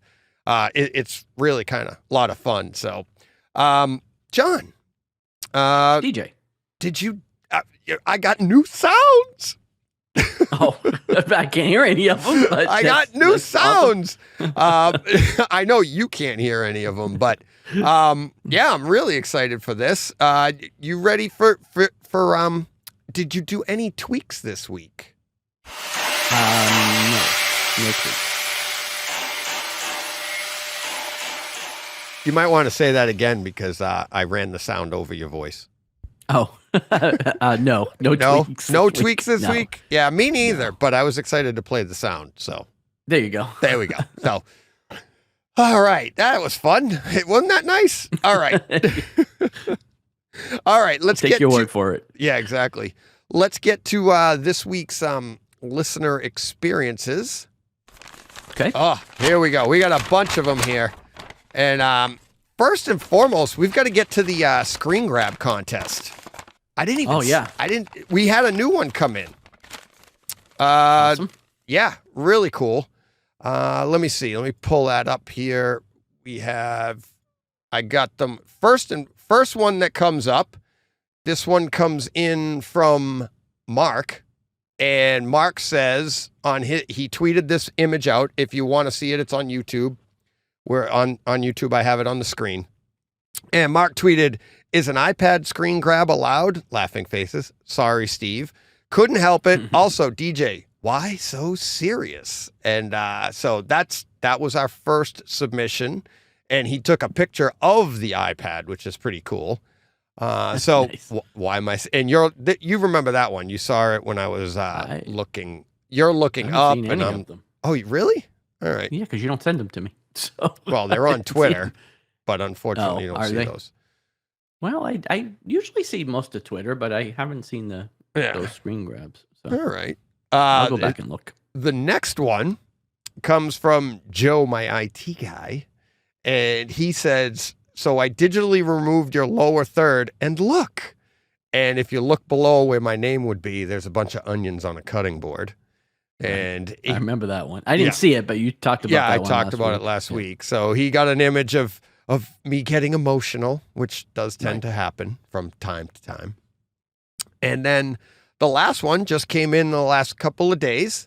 I'll send you this image, John. This one comes from Matt at Pyro Builder on Twitter. He says, "At Brightside HT, hashtag screen grab contest from episode DTSX versus Dolby Atmos. Is there a difference? Love this show, and DJ's animated facial expressions make pausing the show at any point an entertaining screen grab. So the one he got, the screen grab he got, it's got me. It looks like I'm angry, and you look like you're picking your nose. Oh, nice.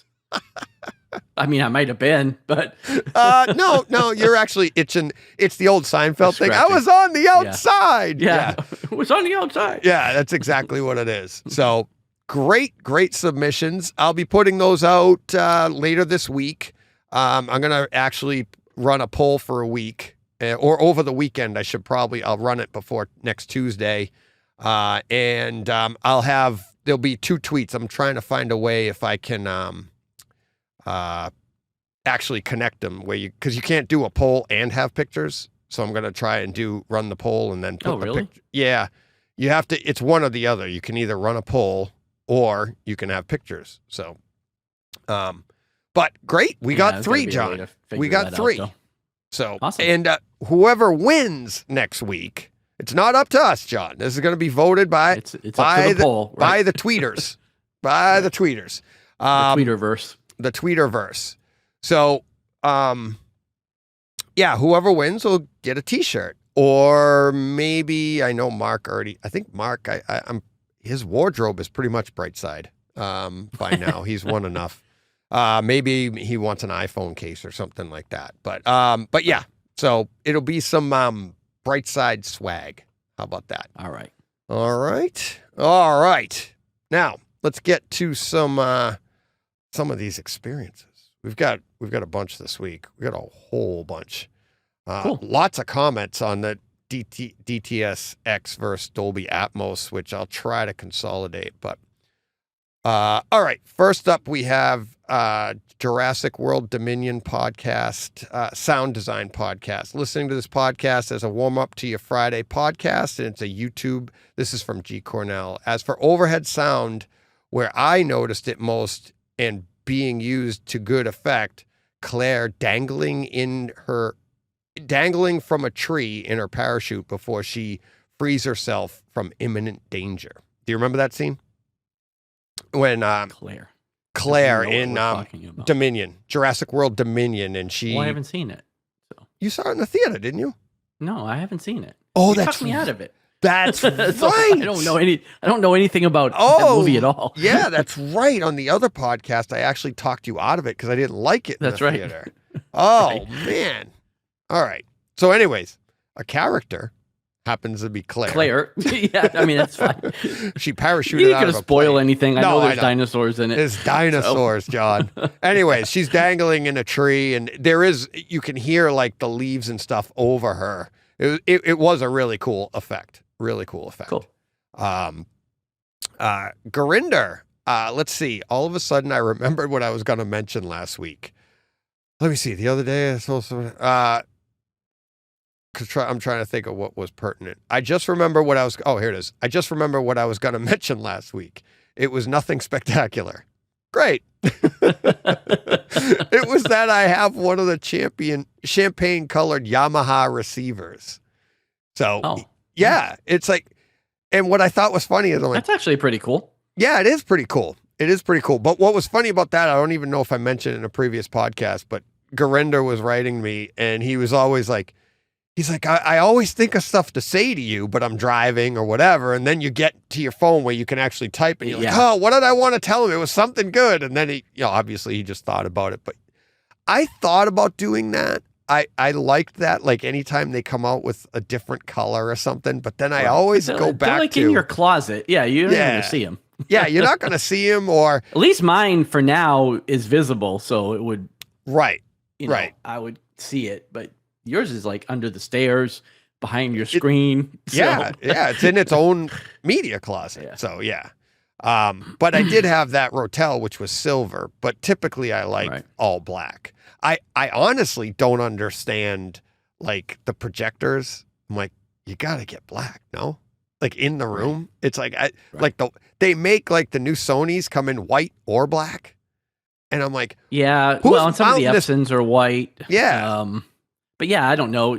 In a room that you're trying to darken as much as possible.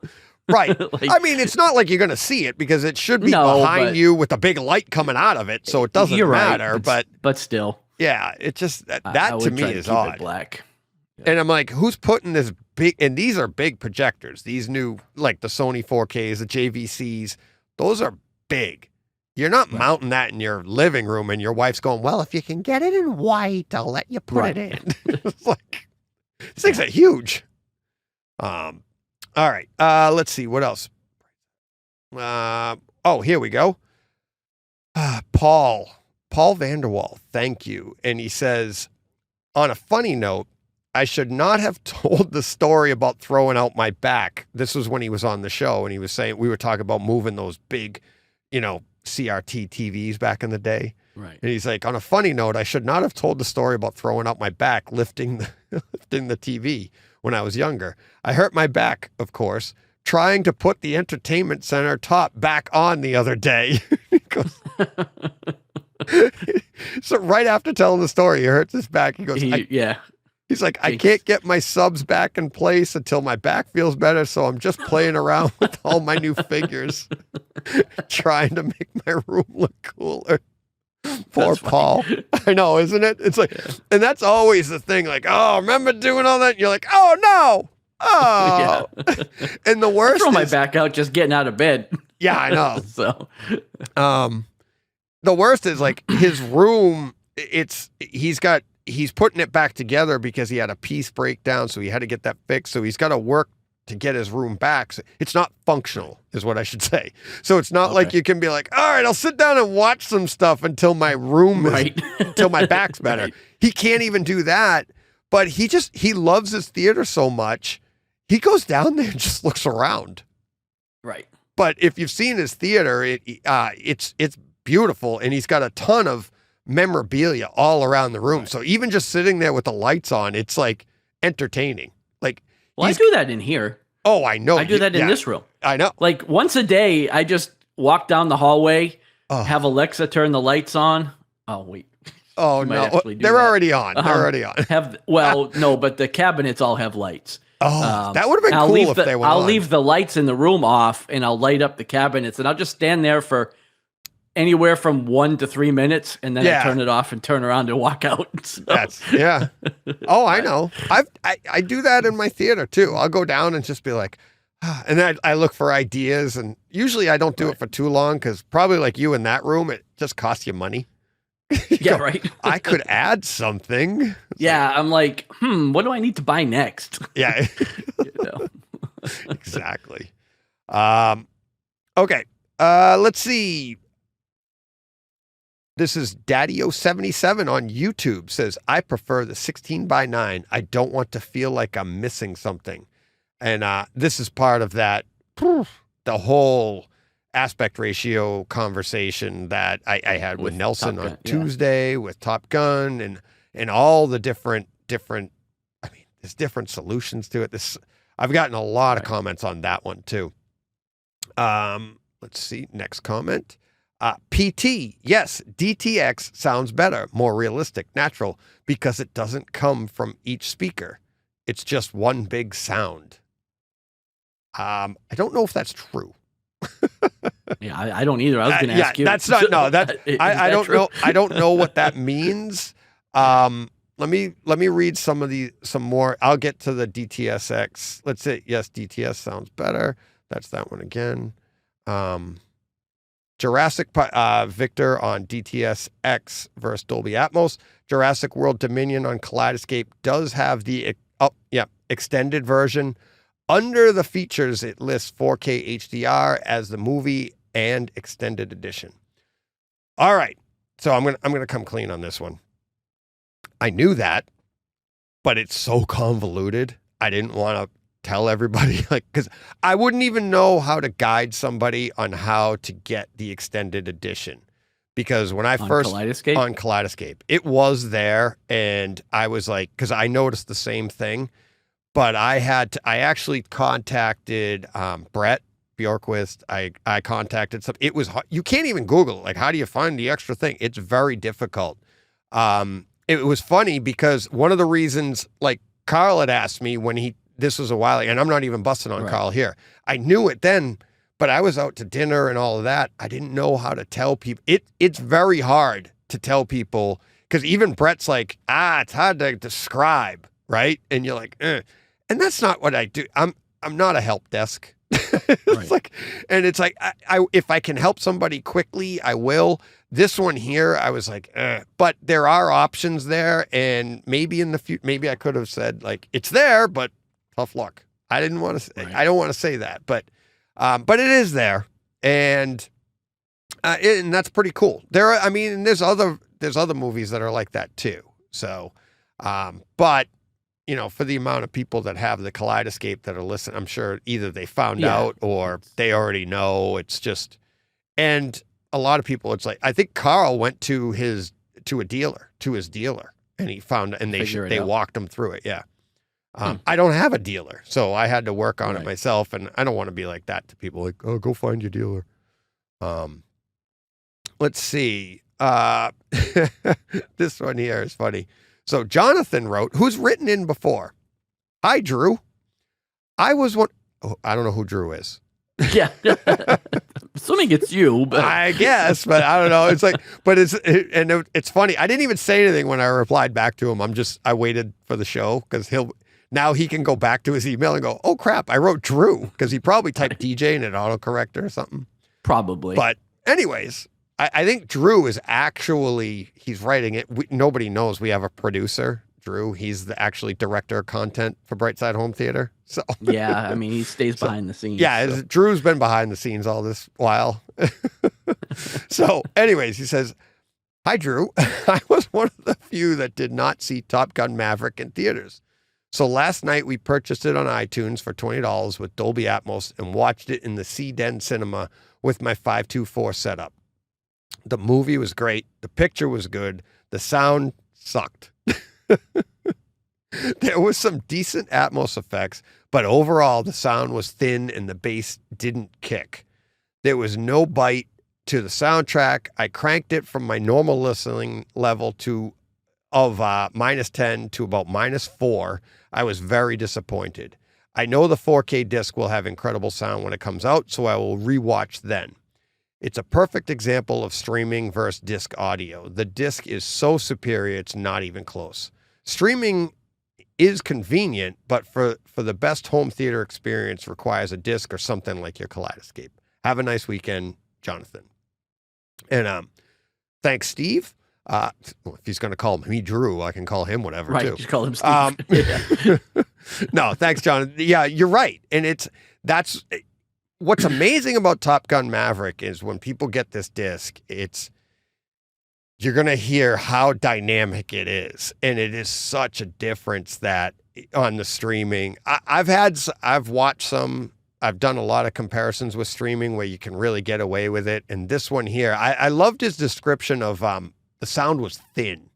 I love that description. That's a perfect way to put it. Because when you think about it, when you're compressing a file or something, you're taking the tops and the bottoms off so that it'll fit. So you're not getting as deep on the bass, and you're not getting as high on the highs. So you're actually making that sound file look thinner in a graph, right? So that's a perfect way to put it. And then, and no bite, because the bite is those higher pitches that go, ooh, oh, ah. But then that punch that you get in the bass, and it really doesn't have it at all on the stream. It's still fun and again, I still stand by. I hope, Jonathan's not mad because I recommended grabbing the digital, because it is a great example, and it's a great example for people. This is what we love to do, right? So when this disc comes out, you're going to be able to do what I'm doing right now. And I just played it for my son the other day, and it's like, here you go. Listen to the difference. And you're like, it's not even close. And for anybody that's at home, it's a great way to show off your theater too, because everybody like, I've got the disc, I got this, I got that. Oh, you think you're getting a good experience just getting a stream? Check this out. So that's why I recommend grabbing the digital and experiencing it. All right, next up, let's see. We have a tweet here from John. It says, don't know if it's been mentioned, but Predators is available on 4K disc in the Predator box set. 1, 2, and Predators. Pretty solid 4K disc and really fun movie. Great show again this week. Really loving the podcast. Thanks, John. I didn't know that. I gotta say I might have suspected it when I was looking around. I did see there was a box set, but I didn't look into it any further. So thanks for that information. I retweeted that too. It's definitely worth it. If you don't have the discs already, it's definitely worth picking up the box set. Right. Getting them all in 4K. Let's see. Next up, YouTube. Alex on YouTube agreed that HBO Max has a really nice 4K Dolby Vision and Atmos quality. I've found it to be better than Netflix and Disney Plus. John? Hard disagree. I mean, it may be comparable to Disney Plus, but Netflix is a notch above both of those, I think. Yeah. Not in everything that they do, but I think in the originals that they're producing, where they're making it a priority to have those things. Again, going back to Stranger Things and some of the other ones we've talked about, I think they're better than anything that HBO Max or Disney has. Well, I would actually compare Netflix more to Apple TV, which I think is probably better than all of them. Yeah, when it comes to that stuff. So right for the podcasts and websites that get into the nitty gritty. Supposedly Apple TV is putting out like the highest bit rate. They're doing, they're trying to produce everything at almost trying to get you to that disc level, right? Physical media quality. And they have a stake in it. They're selling the hardware and they're trying to promote their own stuff. So it's like, look, if you have the hardware, you're going to be able to do this. And I'd be willing to bet in the future that's what we're going to see. It's like to get the full advantage of Apple TV Plus, you need to have the Apple TV because this is the quality we can give you, right? Right, because actually I'm not sure how they are on other devices. True. Like if people that watch it on like a Fire Stick, if they're getting the same experience that like you and I get watching it on the Apple TV, it might not be the same. Right. So that might be the equalizer, right? Right. So like for Alex here, he might be right in his scenario, in his experience. I don't know if he's on an Apple TV or a Fire Stick or a Roku, but maybe the Fire Stick and Roku are kind of like, middling everything. So it does feel like, oh, this one might be the better one. Our experience on the Apple TV up until, what is this one? House of the Dragon. I couldn't even think of an HBO Max show that I would even put in contention for anything. Right. And it's like when Game of Thrones came out, it looks good. So they can Game of Thrones, like I said last week, the scenes I was watching, they look phenomenal. They sound great. They're not close to the disc, but they do. That puts them in the running. But up until then, I can't even think of anything. Maybe no, because the few things they've had, they don't even leave them up. No, I know. Like the few times they've had it on their big releases, Snyder Cut was good. It away. The Snyder Cut was good, but those are one-off type things. The Snyder Cut but that's all we had to compare to. But that was a really good. That was an event too to get that. Right. But that looked and sounded great. Again, not comparable to the physical media. So, I mean, consistently, I think Apple TV Plus is the best. Probably the most content is Netflix. I think Amazon's like way behind. I think they're even behind HBO Max because I'm really looking forward to Rings of Power today. Yeah.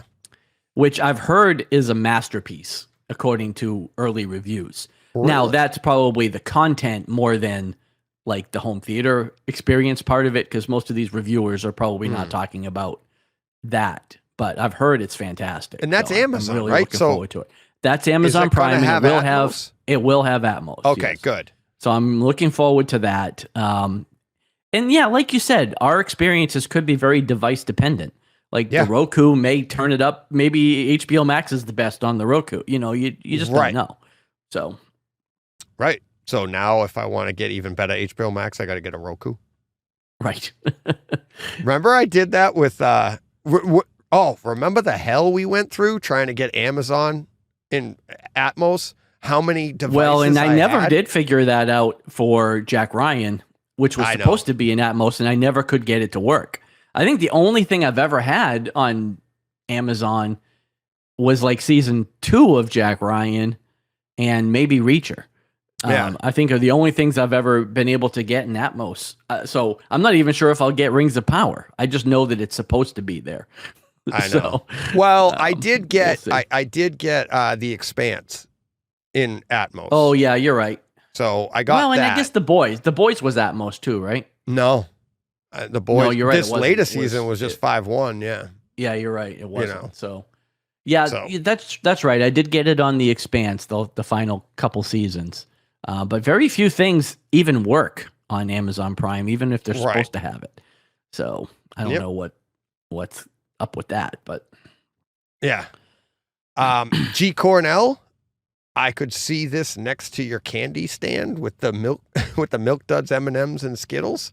And he sent me a picture of an old timey Coke machine where you pull the Coke. Nice. And I emailed him right back, and I was like, oh, believe me, that is in my plans because, I mean, talk about pulling at the heartstrings. I still remember going with my dad to a garage, gas station garage place on Saturdays. And he'd be like, I'd get the Coke and then the glass Coke, bottle and you pop the top off it. I could still taste it. And I'd get into the problem is being able to fill it now would be a problem. Right. Well, you fill it with whatever you want. My Jen's uncle has one in his garage. Same idea. He has a detached garage in the back of his house where he works on his custom hot rods and stuff. And he has one sitting in there, and the thing's awesome. But they're like, to grab one, they're like $2,500 to get a good one. Yeah. And then you can. But I still contend that no Coke ever tastes better than it does in a cold glass bottle. In the bottle, yeah. It's like when you pop that off, best. I could smell it. I could see, the fizzle come. Oh, being a kid, and then I got to get in the car, and they put it up on the lift. I still remember. Oh man! And look at you drinking your Diet Coke. I know, in a can. Yeah. Well, we're never going to do sponsorships, John. That's true. We just did a Coke commercial, for God's sakes. Yeah. You get my Fritos bag and there you go.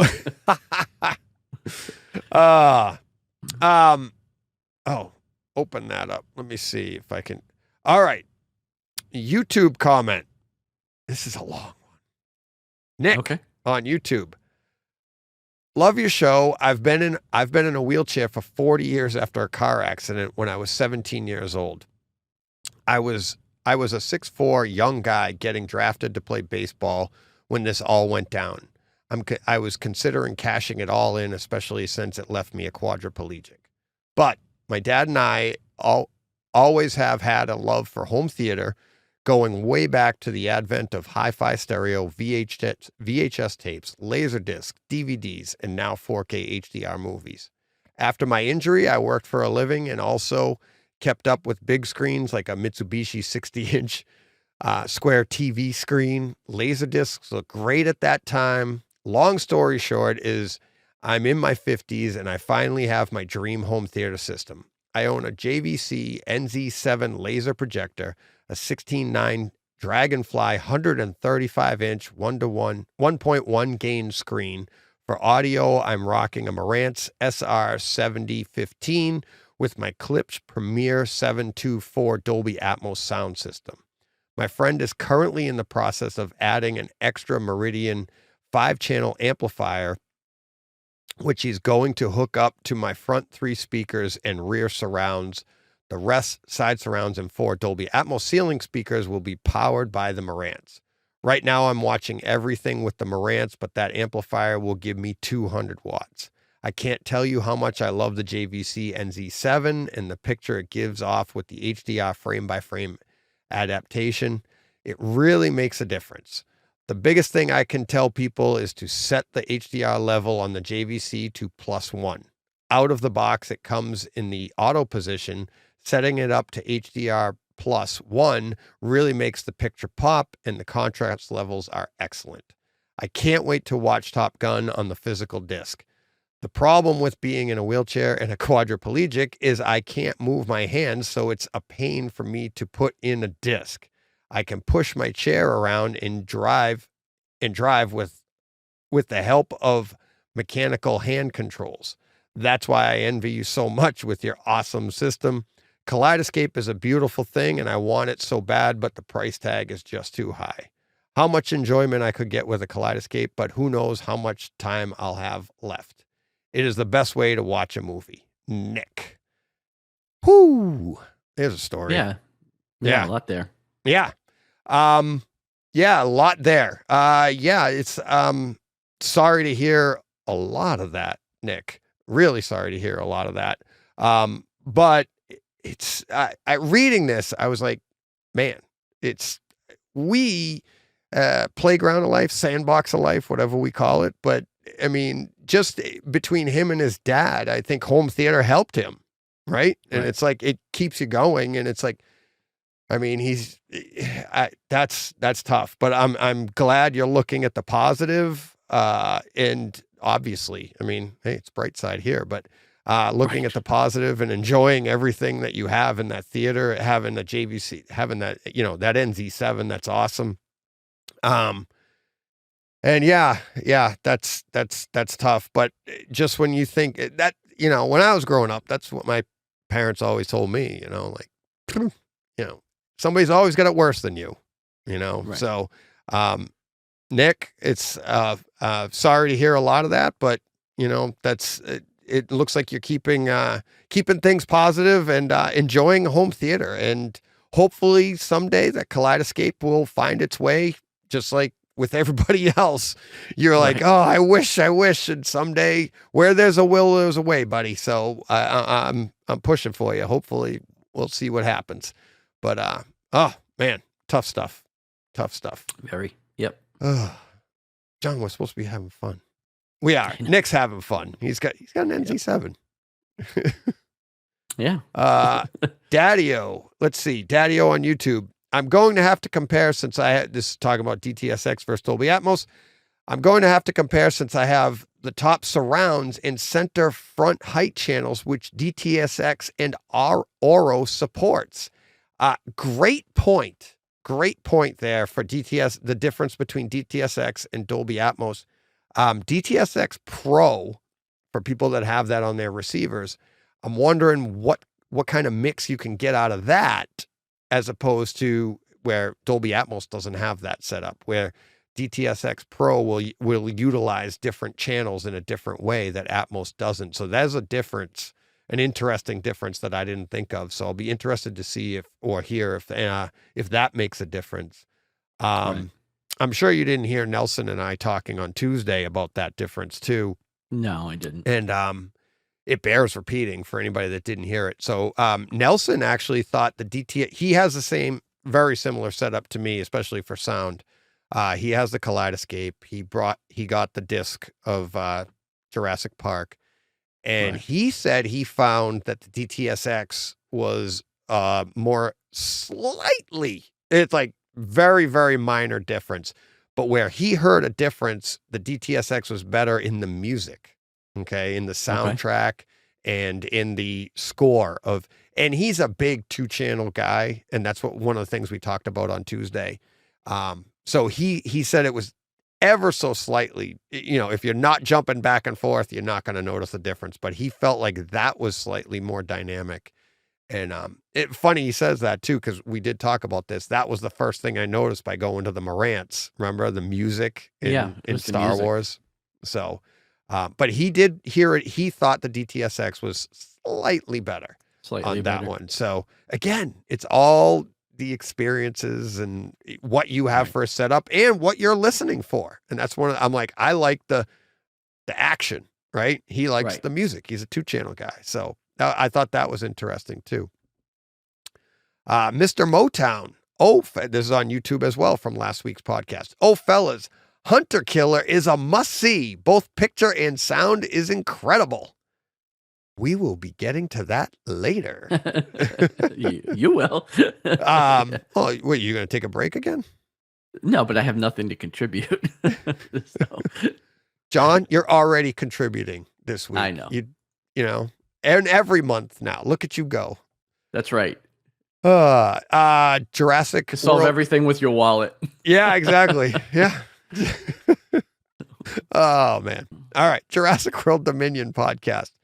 What did you find most interesting listening to this podcast? And he sent me a link. I don't know if I've listened. Whoops.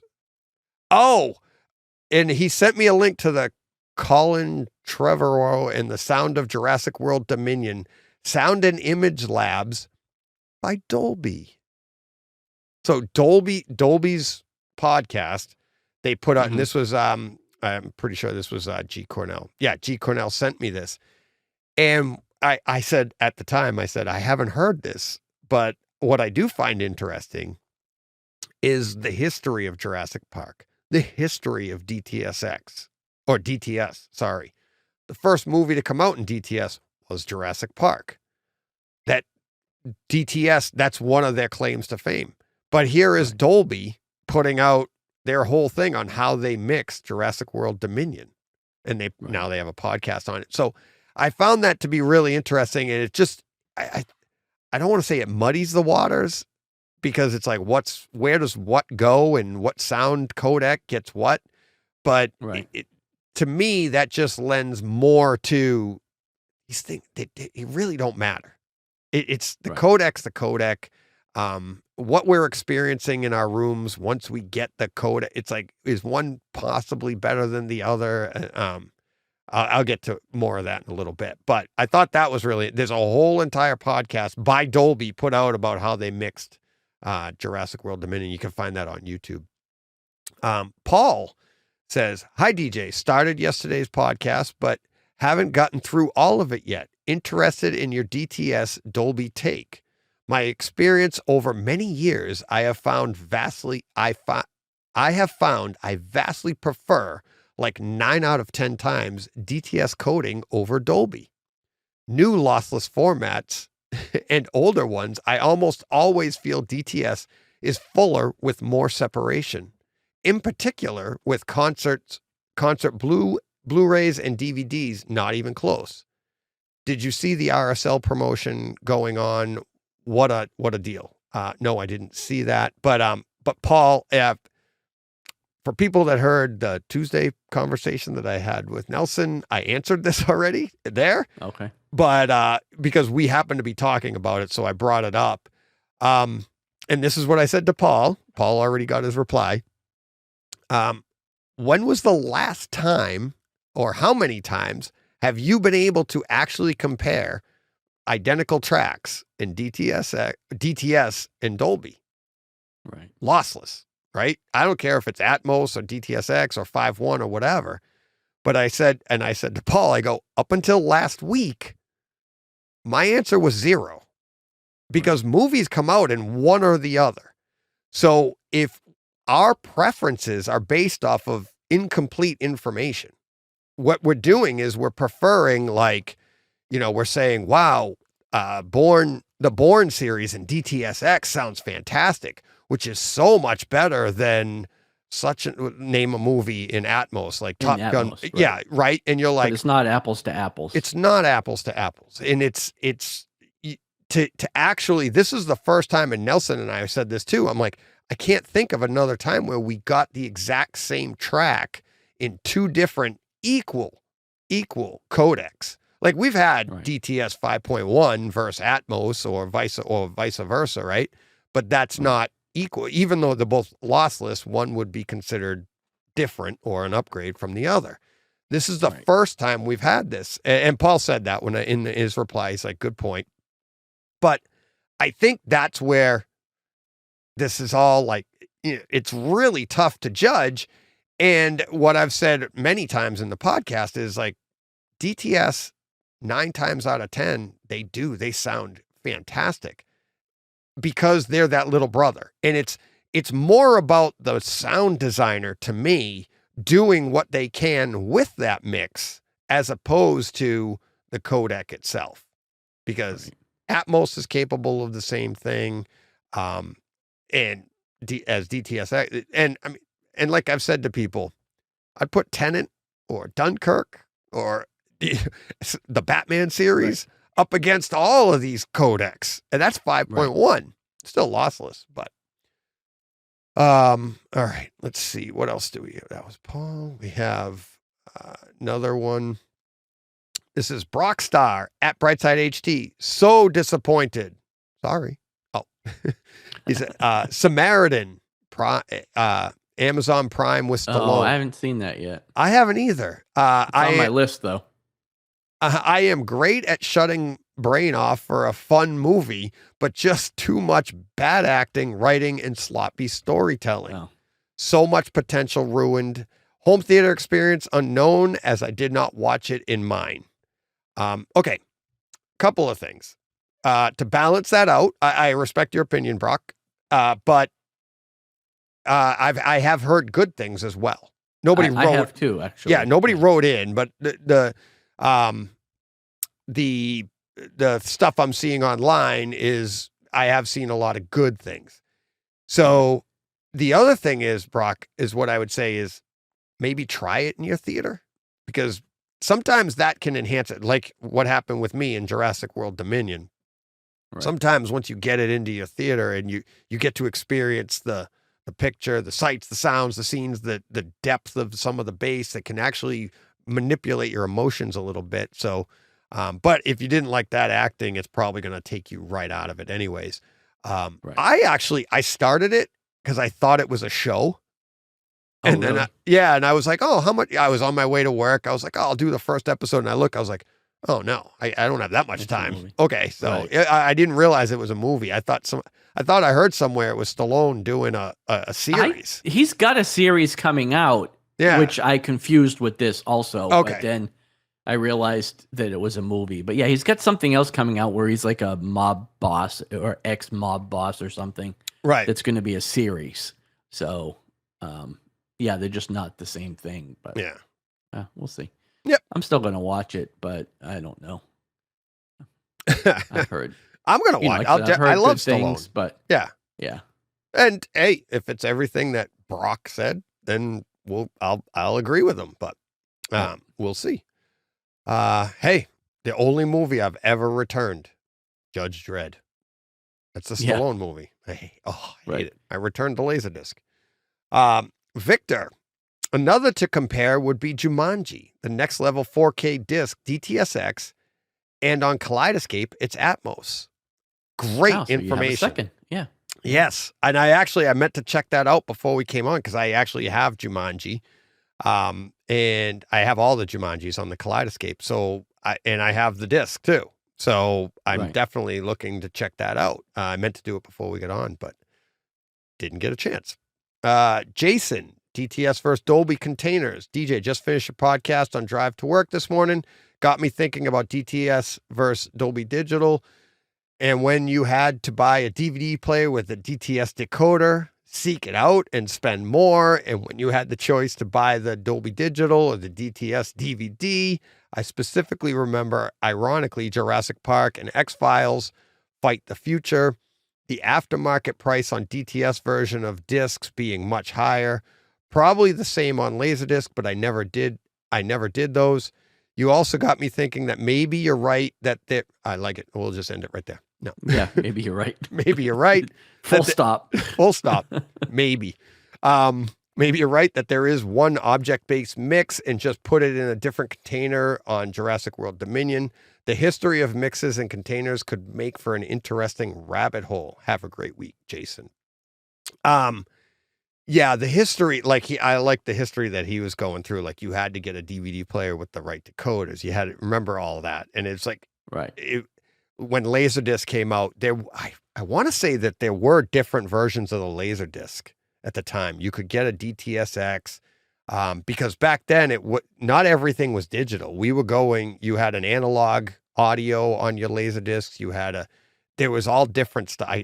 There's so much information rattling around in my head right now, but I remember a lot of that stuff. but it was a big deal to be like, I can decode DTS. All right, I'm rocking, and you were all excited about that. But yeah, that the history of in the mixes and the containers and how that's done, how the sausage is made, it's like, that is a crazy rabbit hole. And I'm sure there's people that want to go down it or can go down it. I'd be interested in it, but I don't know if I want to actually start researching it. Right. It's great. It's just a theory of mine because they are so damn close. It's like it. And how funny would that be if somebody actually came out and said, yeah, they're identical. Right. And then all this comparison that we're doing, and it really just has to do with, like you said earlier, we were talking about streaming, and it's like, it's your setup.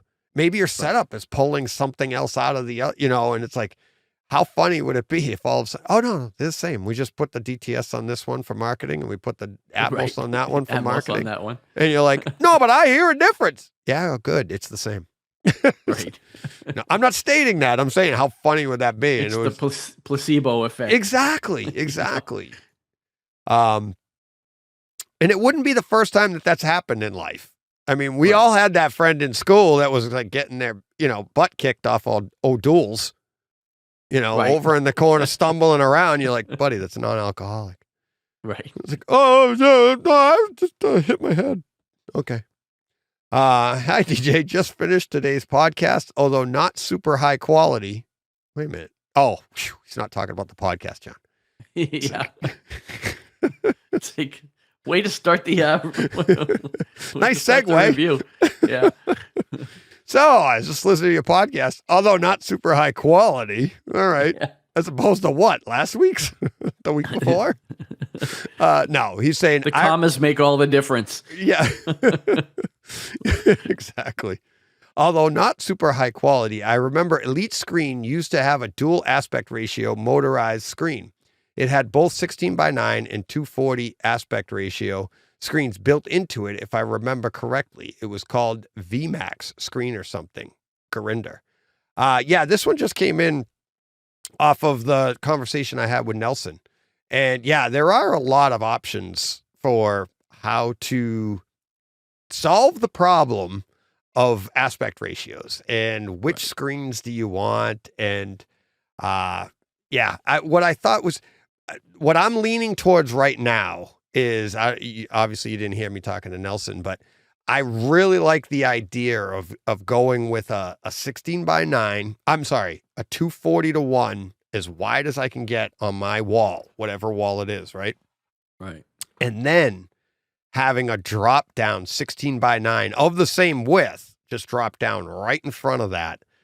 That's impressive. I think that's a fun experience, right? Because now you'd be like, oh, this is an IMAX movie, right? Which, I mean, it's the same as having your 240 actually open up to that. But it's just a different way to go about it and what kind of experience you want to have. And that would be a fun way to do it to me. But yeah, so there's a million ways to do that, and they all cost money. Yeah, that's the problem. There's a solution to every problem. But yeah, exactly. It's usually your wallet. Yep. Oh yeah. Money solves everything. Yeah. Kind of. And then when you have money, you go, oh my God, I got so many problems with money.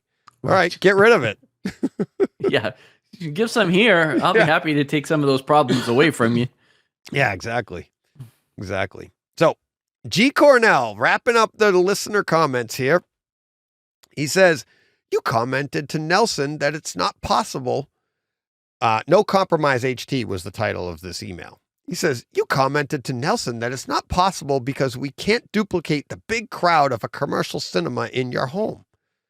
To me, no compromise means no compromise in picture and sound, other than my dog barking or perhaps leaving gas, just me in the movie with zero distraction. I would argue that attending a commercial cinema with a big crowd is in fact a compromise. I'm just going to let that digest for the listeners that listen to Tuesday's podcast.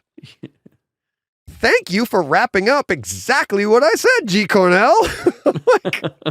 I said to Nelson that it is a compromise to be in a big theater because it doesn't sound and look as good. We don't have that intimate experience. But it is a compromise that when you go to see, Spider-Man No Way Home and the whole room starts cheering and clapping and everything, you don't get that in your theater. And as a matter of fact, when you watch No Way Home, there's a little bit of a gap after each person's appearance in No Way Home because they knew the crowd would be clapping and you're sitting in your theater going like crickets. Right. Okay, where is it? And you're standing there. It's just not the same when I clap all by myself. I'm going to install a laugh track in my theater. That way I can just hit the button. Right, exactly. Or an applause track. Yeah. And it's like, so yes, everything is compromised and your theater is compromised. There's no two ways about it. It's like, just your theater alone is compromised. It's not the best that's ever existed. None of us have it because I don't think that could ever exist. There's always more better coming. So everything's a compromise. But love you, G. All right. We've come to that time of the show, John. Time for a pee break. Are you ready? You go. Yeah. You go. Ready. I'm getting on a boat. I'm going to go across the pond. You go do your pee break. And we're gonna head over, hang out with Steve for a little bit. So you ready? You go on your pee break. I'm gonna say hi to Steve. Hola, Steve. Hola, ¿qué tal? Pues no me dices que me quieres hablar en español. Eso no es un problema. Podemos hablar solamente en español durante siguiendo una hora y media si lo quieres. I lost you after I said hola. That was it. Done. That's all I got. I was surprised I even got Steve right. Well, of course. I'm sorry to say, if we're talking Spanish, you didn't. I did because the Spanish wouldn't say Steve; it would be Steve. Steve. Yeah, okay. Because the S has got the E sound on the front of it. So yeah, so Steve. Yeah, that's what they'd say. Yeah. Okay. Steve or Esteban. Yeah. All right, take two. Hola, Steve. Hola. I mean, you would be deje over here. So you would be deje. That's how they refer to you because of the D is the de and the J is a h sound. So you get you would be deje, which would be even more strange for you, I'm sure. Yeah, I got to imagine. Does anybody go by initials over there like that? No, they don't. No, I mean, there are businesses that do. There are businesses that are, J.A. Bayon, whatever they might be. But no, there are not. They're not anyone that I know anyway that goes by their initials. But yeah, you would be deje. Which that wouldn't be good. But good for clearing your throat. Yeah, exactly. That's not a good thing to follow every time you say my name. No, quite. You need an umbrella every time someone says it. Exactly. So how's the vacation going? Yeah, great. Yeah, it's lovely. It's been very relaxing, beautiful weather. I've been swimming in the sea and in the pool every day and just, it's been great. Went back to where I used to live, which is along the coast a bit, up in the mountains. Went and visited there, which was really nice. And just generally relaxed, not done any work, which for me is extremely rare. And I think I said to you last time, this is my first 2-week holiday for 10 years. So literally, generally, if I'm in England, even if I'm on holiday vacation, then I end up working somehow. This has been a nice break, and we still got a week left. So it's really nice, really nice. Good for you. So, yeah. I was just telling somebody the other day, they were like, it was a young person, and they were like telling me like, oh, you don't know. It's like, it's so hard. I tried to do this, this, and this, and then this happened to me. And I was like, okay, yeah. And I was like, I started my own business in 2004. I haven't had a full week off. And I took my first full week off at Christmas time this past year. It was glorious till I got COVID. Bad. Remember that? I got it bad. And I was like, the 1 week I have off in almost 20 years, and I was like, sore throat, couldn't eat, couldn't do anything, and I'm like, what the? I was like, I'm not taking a week off again. And then I went back to work, and I was fine. So the price. Oh, excuse me. Speaking of COVID. Sorry. That's okay. Yeah, no, it's a bit of dry throat. the plus side was I didn't miss any work. And that's what I kept saying to myself. I was like, well, I had planned on taking this week off. At least now I'm not missing any work. Like, oh, no, that's good.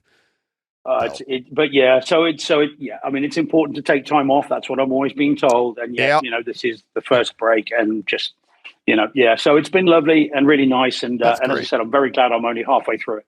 Yeah, that's the best part about a 2-week like that. Is like you get that the first week you have so much fun, and then you're like, oh man, I still have a week left, and that's now you can just relax and great times.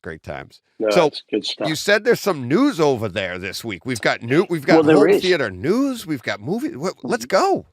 Yeah. Okay, so the news is, again, this is going to sound like we're showing off a bit, but I think it's Arrow who have announced this week that we are finally getting Wolf of Wall Street, which of course you guys have had for ages, and I've imported that. But so there's a big special edition of that coming. But more importantly for me, and I suspect for you as well, is Prince of Thieves, Robin Hood, Prince of Thieves is coming out 28th of November here.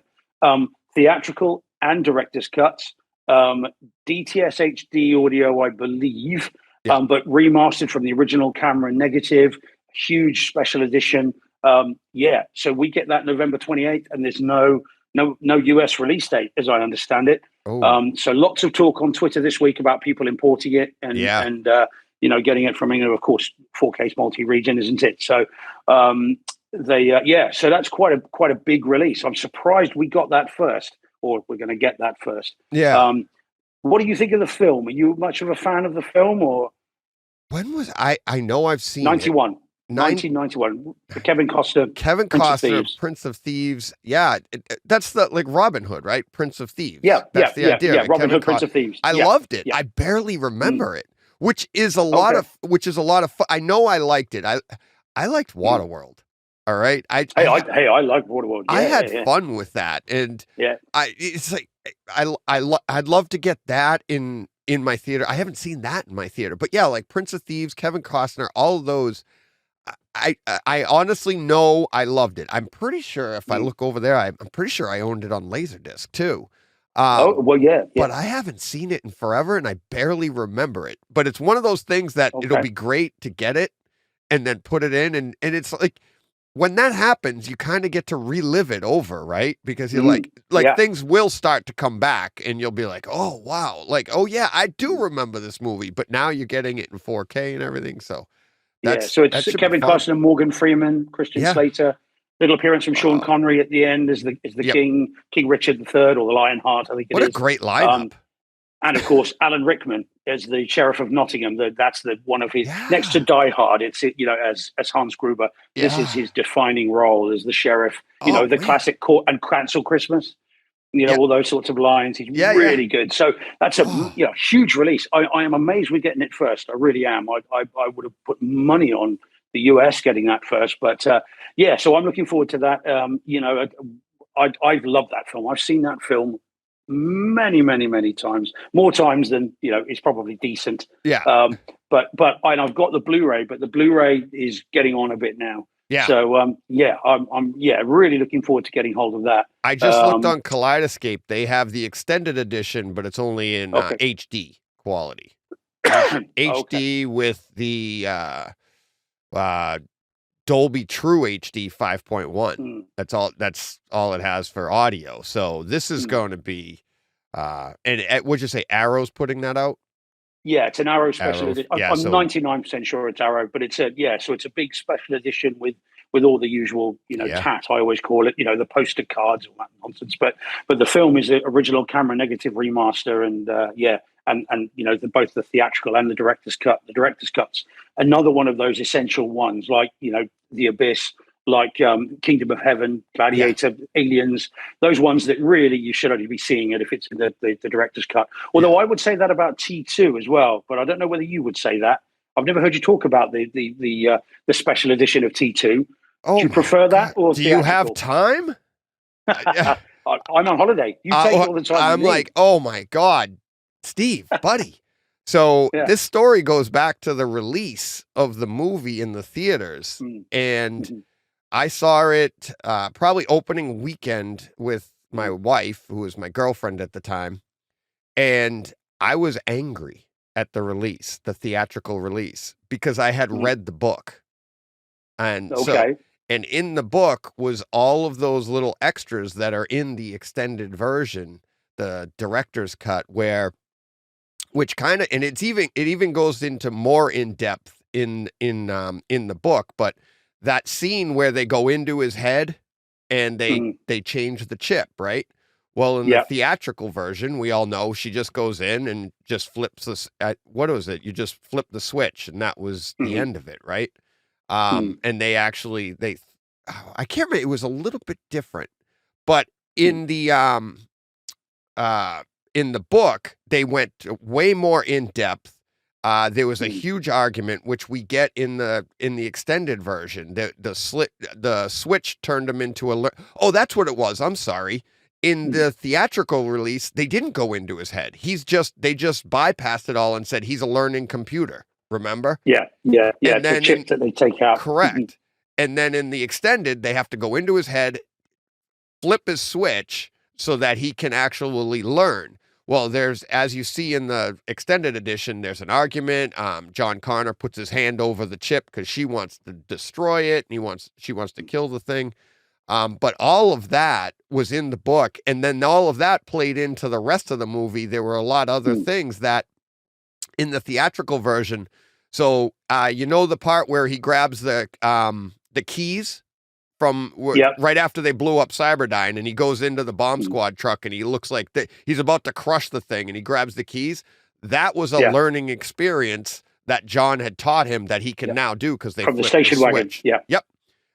There was that, and then there was the smile later on when he's learning how to smile and stuff. That was in the book, but there were a ton of other stuff in the book that I thought. Well, the T-1000 is breaking down, isn't it? The T-1000. You see that he can touch stuff, and he's reading things by touching it. Yep. There's a shot where he goes into, is it Dyson's office, isn't it? I think it's Dyson's office, and he's running his hand along the stuff. So he's reading the stuff as he goes. And then towards the end, in the smelting factory, whatever it is, you see that when he was sort of blown to pieces with the nitrogen, he is actually not fully working because he touches the rail and becomes stuck to the rail. Right. He doesn't have as good a control. Well. Yep. Yeah. Which are all really good little things. Yeah. Did you read the book as well?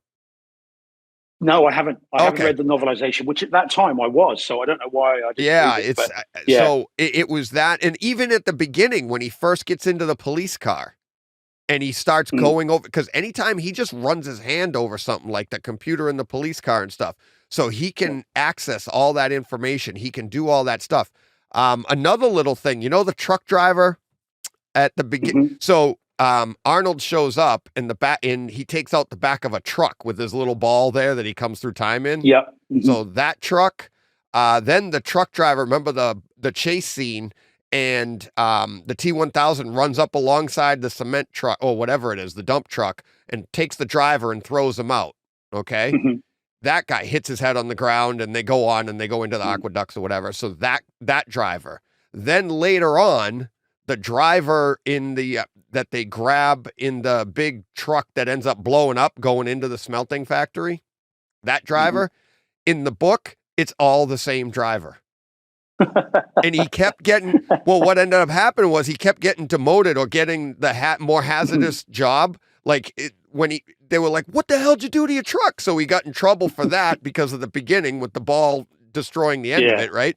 So they put him on whatever dump truck duty. So he's like, what the heck? And now he's hauling, nitroglycerin because of that. And he ends up getting killed there or whatever. But it was the same driver. There was all those little details too in the novel. But not that I expected that in the movie, but that's a little too cute. I think that might have taken you out of the film. It's a little bit too comedic, isn't it? Yeah, you don't need just that. a little bit. But it was fun knowing the book, right? But there was a lot, like I said, that incident with the changing the chip. It added so much more depth to the movie and everything. And I loved the movie when I saw it. I loved being in the theater and seeing it, but I wish they had that. So when they did come out with that extended edition, I was like, oh, this is what I always wanted. And that's all I ever watch. That's all I ever watch. So that's my short answer to your question. Hey, there we go. But you get a coda as well at the end, don't you? You get a coda with Sarah Connor. She's old at the end. Yes. There is that little time sort of thing but at the end that isn't in it normally either. Yep. So yeah, no. So Robin Hood, Prince of Thieves is one to go back to it. It's one of those director's cuts that is essential. You kind of say Aliens. I think for me anyway. Again, we're going to just keep talking James Cameron, aren't we? But Aliens is an essential director's cut. It's the only version for me, although that's controversial. Same with T2 for me as well. Gladiator. I think Kingdom of Heaven is a completely different movie. It's a totally different film. You can't watch the theatrical version of that movie. Right. And I think Prince of Thieves is like that. So and The Abyss too, as well. The Abyss too is the one you mentioned earlier. It's a completely different movie. It's like you watch that and you're like, what the heck was the first one even about? It was just kind of a special effects extravaganza. And then the extended edition, you're like, oh, this is what's going on. Although I have to admit, it's been so long since I've seen The Abyss.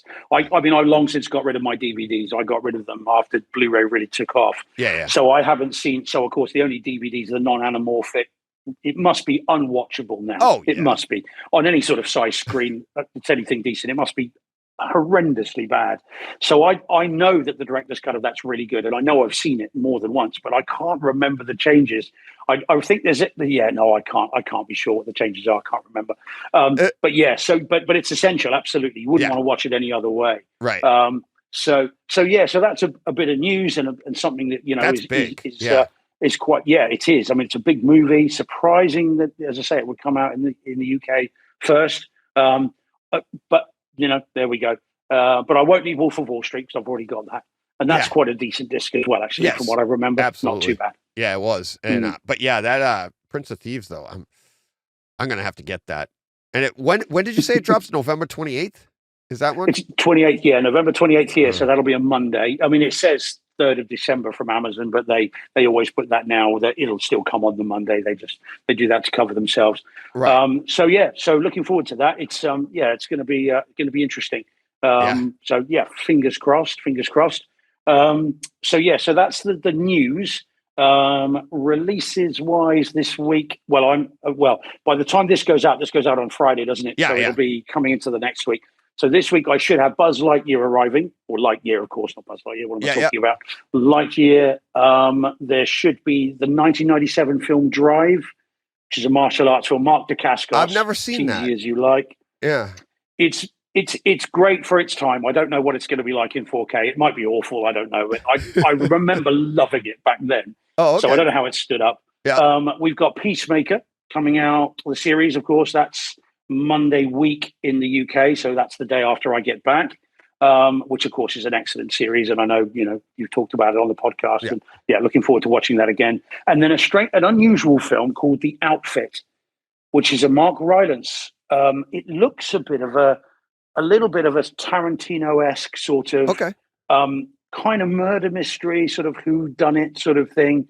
It's one I hadn't heard of. It got a theatrical release. It passed me by, but I read something about it the other day, and I've pre-ordered it.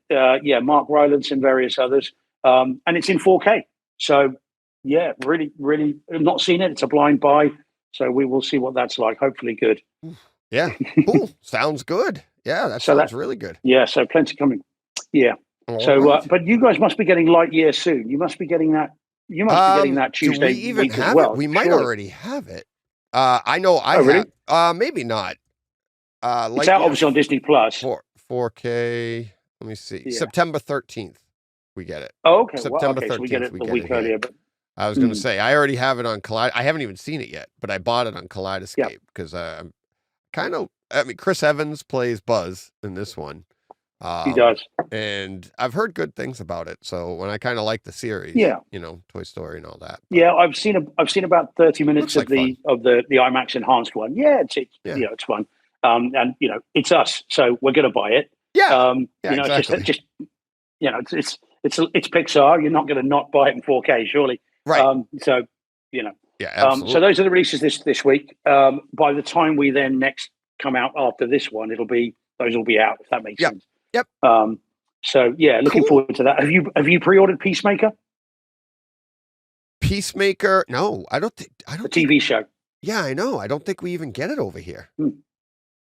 Really? Peace. I mean, obviously it's on HBO Max there, isn't it? Which we don't really have in the UK. We're not getting it. You're getting it in 4K. On Blu-ray.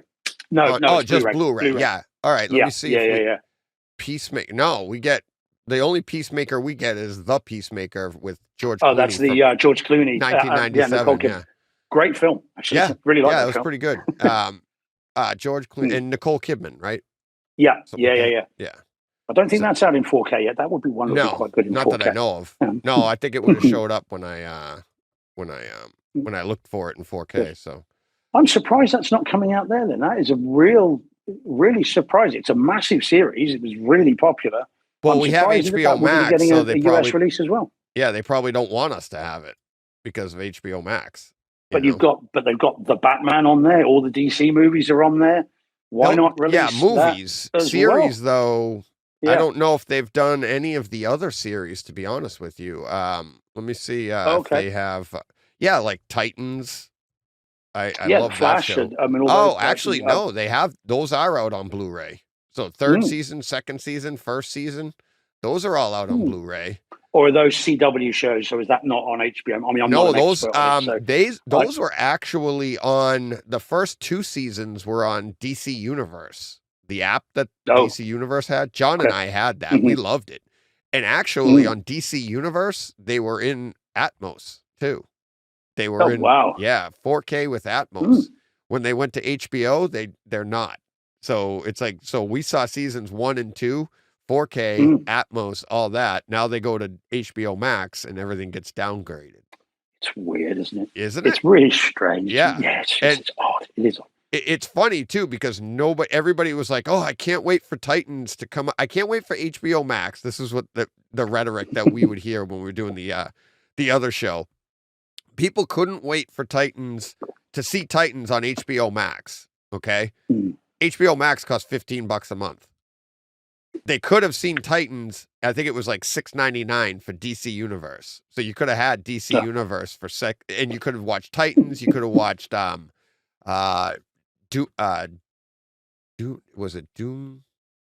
Patrol. There's a few other shows too. They had some really good shows over there. Young Justice we watched over there. I loved it. I love DC Universe. I loved having. It's basically the same thing they have on HBO Max now. When you go down to the DC section and click on that, that's what DC Universe was. The movies were there. So, but nobody was buying it. So they got rid of it and moved it on over to HBO Max. So it's too bad. Well, fair enough. Well, I'll do a review then of the Peacemaker series. When we do our little segment, I can do a review of that. I'm looking forward to it. I've seen it online, but I haven't seen it, in proper 1080p. So I'm looking forward to that. I think it'll be an interesting show. And again, I think it's only DTS HD. It's not Atmos, but I'll mix it anyway. Yeah. So there's plenty. Plenty coming. So lots to look forward to. Cool. So Dog Soldiers still. It's supposed to be here by Saturday. No, actually, no. It might be here by Wednesday. I think the 30th. It's going to show up. Now you haven't just secretly cancelled it, have you? No, not at all. I'm just hoping I'll forget. No, not at all. Not at all. No, I can't wait. I can't wait. I'm like so intrigued by it. It's like. So yeah, that'll be that. We'll talk about that next week. I'll definitely have that for next week. But as we record this, you asked me earlier, what did you interrupt? It's like I'm in the middle right now of Hunter Killer. Oh, Gerard Butler. Now that's interesting because you mentioned it, didn't you, on last Friday's podcast with John? I've just got to that bit in the podcast. I was around the pool yesterday. Did I not Hunter Killer? Did I? I didn't. Yeah. You had someone mention it as an experience. Yeah, one of your listeners mentioned it as an experience. Okay. And you guys were talking about it because as I was listening to it, now a little quick story on this one. So as I was listening to it, I thought, now I've seen a bit of that film, and I remember watching it online, and I remember turning it off because I got to the Navy. This isn't a spoiler. I got to the Navy SEALs who have decided to infiltrate this thing. And so they choose a crow's nest in the middle of this busy thing, fully lit up. And that's the place they choose. And at that point, I kind of checked out because I was irritated at how stupid that was. And so I'm just thinking, that as if you would do that. However, That was ages ago. That was not long after release. Yeah. And so after I then was listening to you guys talking about it, for me, I was listening to it yesterday. Yeah. I thought, is that on 4K? And I looked it up, and sure enough, it is. And I was this close to thinking, shall I just order it because it might be all right? I gotta. So how are you getting on with it? I love it. I love it. It's a great home theater experience. It's. I'll get into it more with John in a little bit, but the bass is so tight. It's so the explosions are just so nice, and just the gunshots. It's a great home theater experience.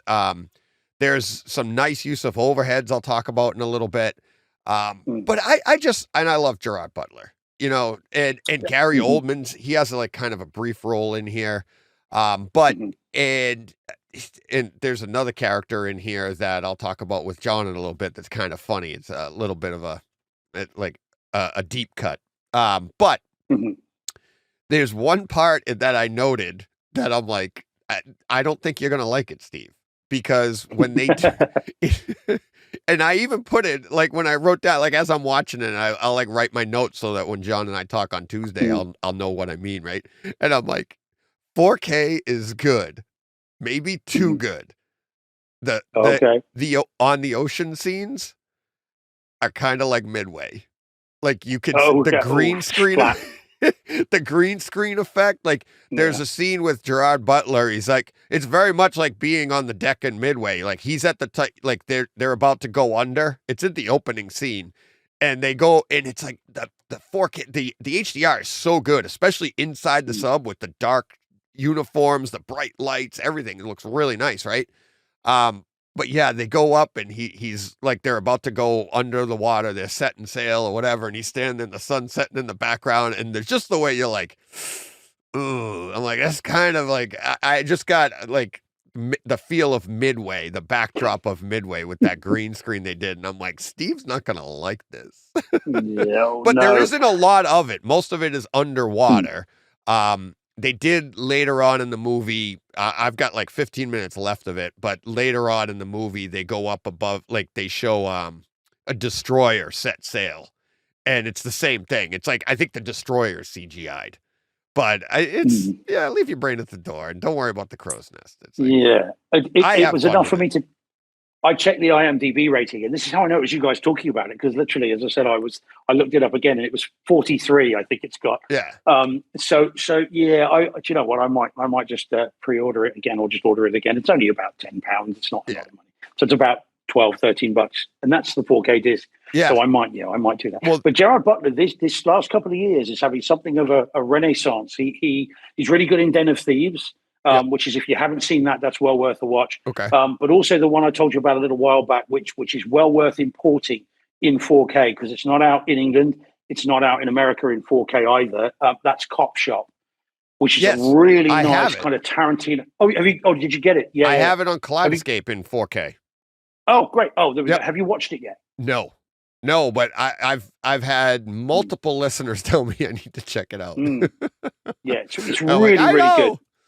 I had to get it from Germany. I had to have the German disc shipped over, but that's a Gerard Butler movie that's well worth it. It's not, it's more 300 and Greenland and that kind of stuff, where he's been, genuinely very good films. Yeah. So Cop Shop's really, really good. He's great in that. He's he's got a bit of a twinkle in his eye. There's not quite a literal wink at the camera, but it's not far off. Right. And it's got Frank Grillo in it. He's, they're both kind of playing, well, no spoilers, but they're both playing kind of characters that are not perhaps as they seem to be. And it's really, really good. That's one that I think you'll be raving about once you've seen it. Yeah. So yeah, definitely recommend that one. It's great. Okay, well, I'm going to have to order Hunter Killer then. Okay, I'll do that one. I can do that. That's fine. Amazon have got it, I'm sure. Yeah, I have it in I have Cop Shop in 4K with DTS Master Audio 5.1, and it is. I think that's what mine is. Yeah, I think mine's 5.1. It's not but again, upmix it. It opens it up. Yeah, it's very good. Upmix everything. It's so good. It really is. It really is. So, big week this week though, Steve. This show that you're a part of right now is huge. We have Luke from Kaleidescape was already on. I don't know if you know that. Yeah, nice. He was on a little bit before you in this show. And yeah, it's a lot of fun. Learning how they cultivate their movies, how they get their movies, stuff like that. A lot of fun. So did you ask him when they're coming to the UK? Actually, I did. In my conversations to get Luke on, I was talking with them, and I'm like, they are there. They're just working on their stability. So I'm trying to work on getting. I said, I've got a listener. He's on the show now. I'm like, he's actually part of my show now. I'm like, he really, really wants one. And he said, he goes, yeah, we're working on our stability for that. So he's going to look into it. So, but yeah, it's like, but Luke's all about, I forget his actual title. I'm sorry, Luke. But he's basically in charge of all of the movies that come in and cultivating and everything like that. He's managing all of that for Kaleidescape. So awesome. Sounds like a fun job. What a great job that would be.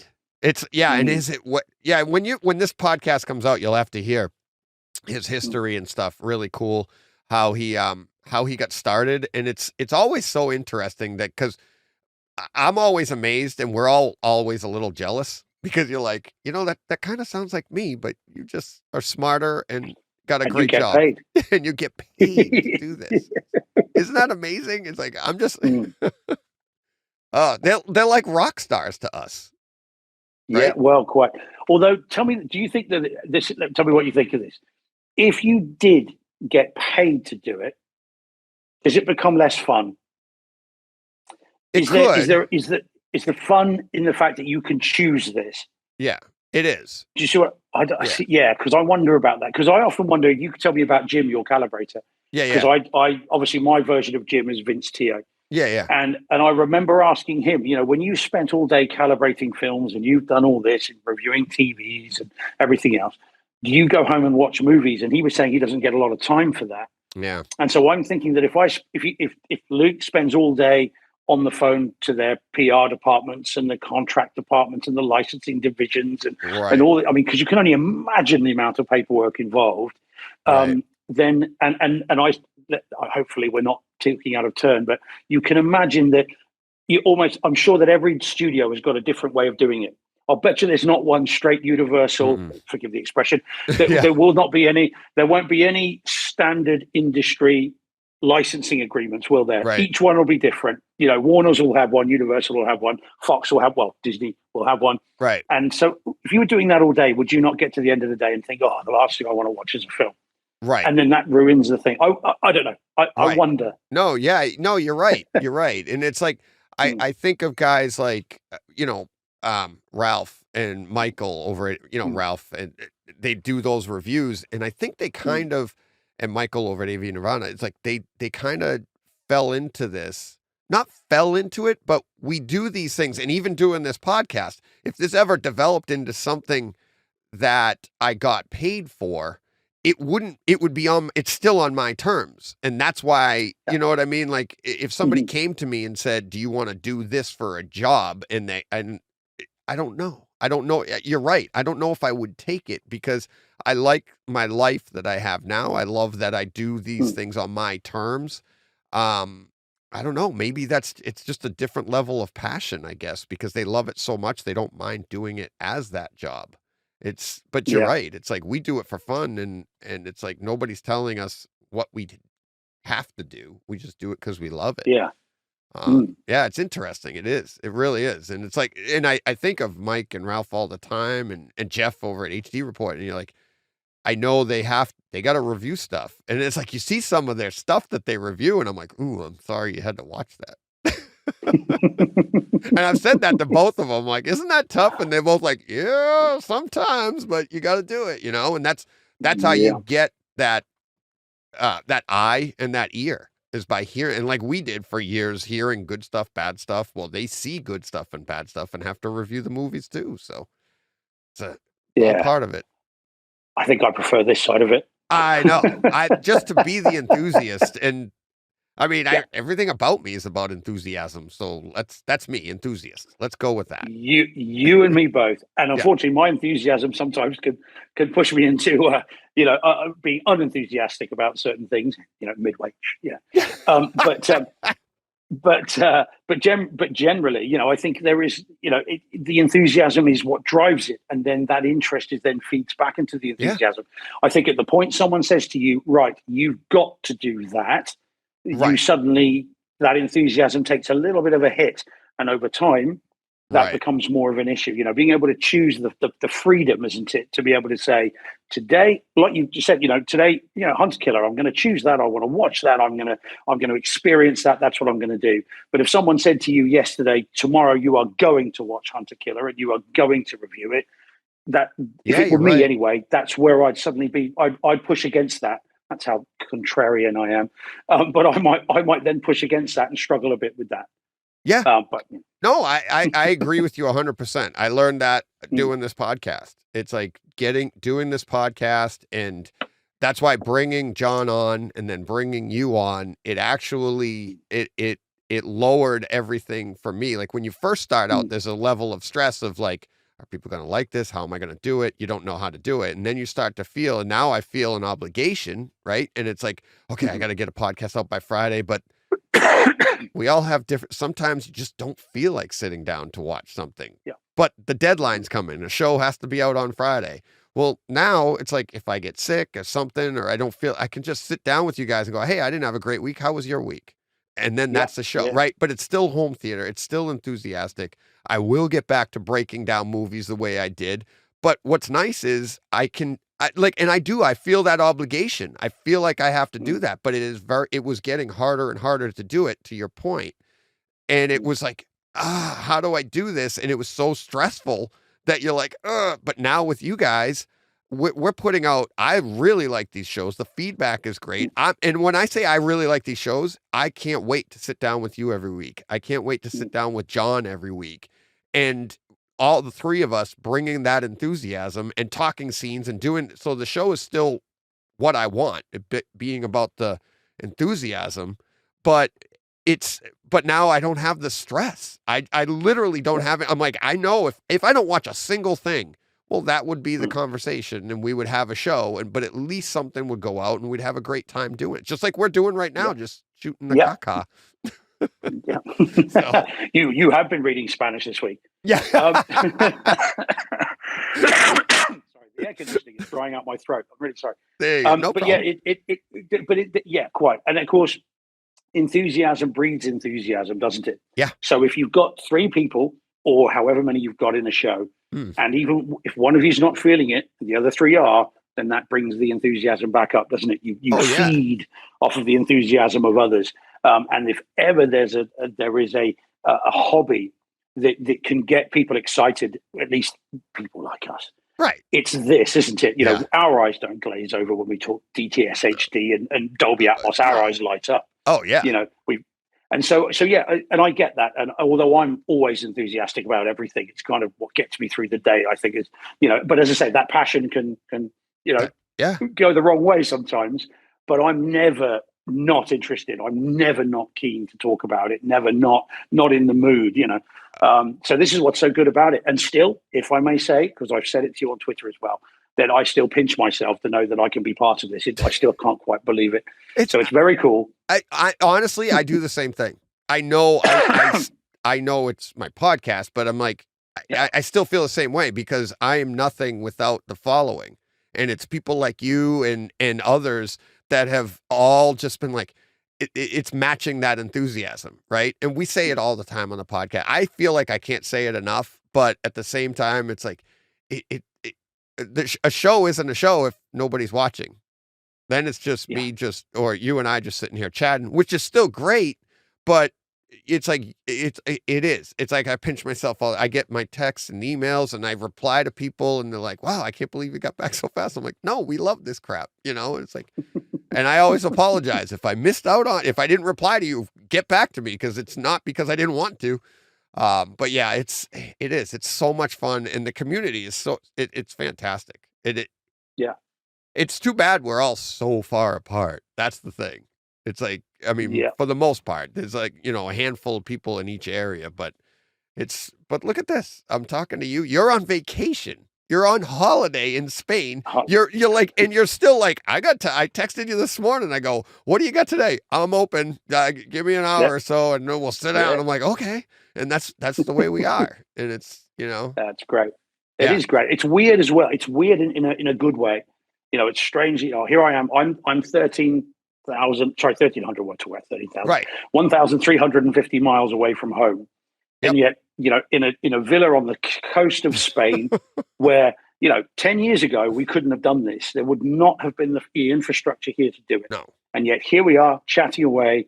It's crazy, but in a really good way. Yeah, you're in Europe. You're 1,300 from home, and you live in Europe, and you're 1,300 from home, and you're talking to me. I'm in the United States, and then this goes out to the world, and it's like, it's not like the whole world watches it, but people around the world are watching this going, yeah, this is cool. It's like, it's so mind-blowing, isn't it? Isn't it? It's but crazy. But in the best way. Yeah, it's great. And it brings the community together, and you're the lightning rod for that. You've but this brought little everyone podcast, that little bit of a, but it's not, but isn't it funny that you know, but with AV Rant and the, you know, HT guys and the, you know, all the things, but you're still the lightning rod for that. So then that just proliferates and brings everybody there. Yeah. So, because I'd never heard of them. I'd never heard of any of them. I came to you first. You were the first podcast I found. How did you hear of me? How did you find me? I never asked you that. Yeah. No, do you know what? That's a good question. I must. You don't know. Remember for sure. You might have searched home theater, right?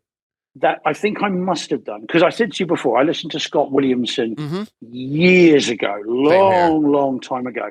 And I used to find that some of that was a little dry and went over my head a little bit, some of it. But there were little technical details that I could remember and was really useful. But I would listen to that religiously.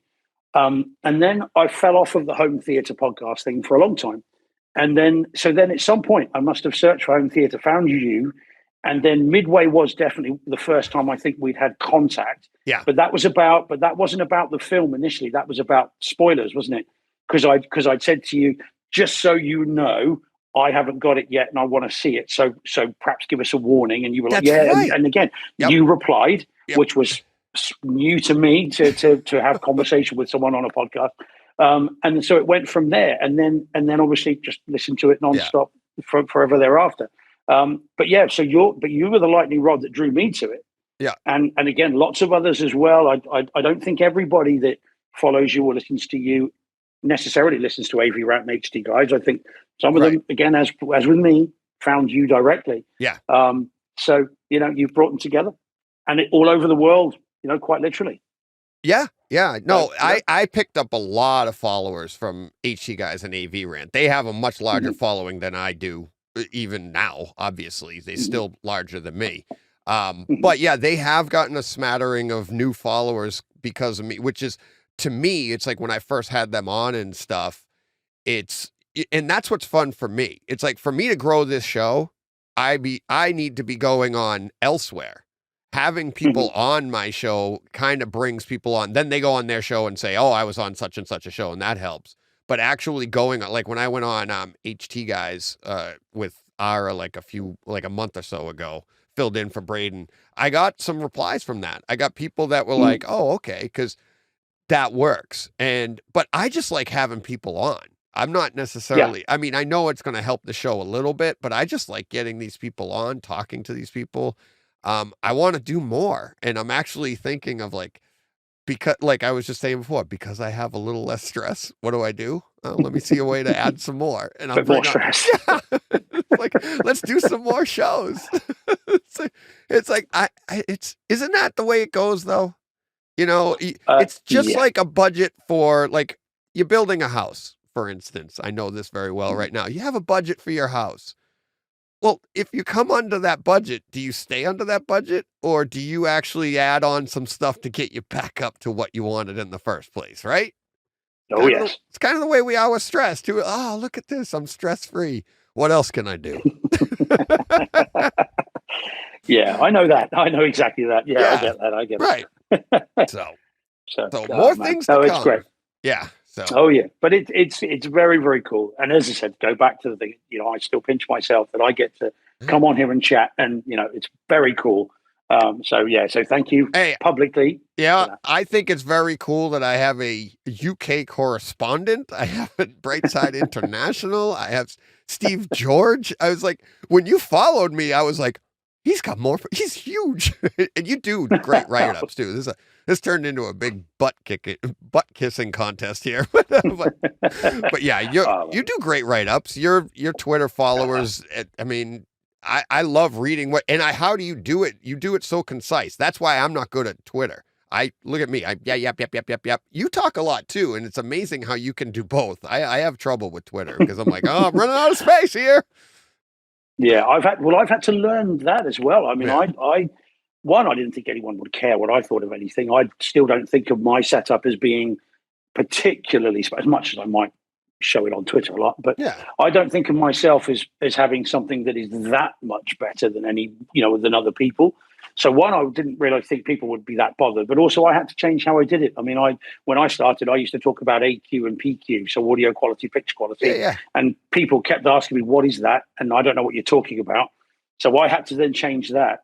But a couple of lines on the film and then the rest of it on the quality, and just give people a nudge in the right direction and with a few photos, and that's that. And I get a kick out of doing it, and then it's all good. But it's not clever. I mean, the clever people are the ones that can write screeds and screeds on movies that may not deserve it. Perhaps like Hunter Killer or Midway or whatever it might be. To go back again, to write 1,500, 2,000 words on something that's not very good. Yeah, that takes talent and that takes skill, and that's I've got none of those things in this side of it. I can talk all day, as you say. This is what being a lawyer is. But I couldn't.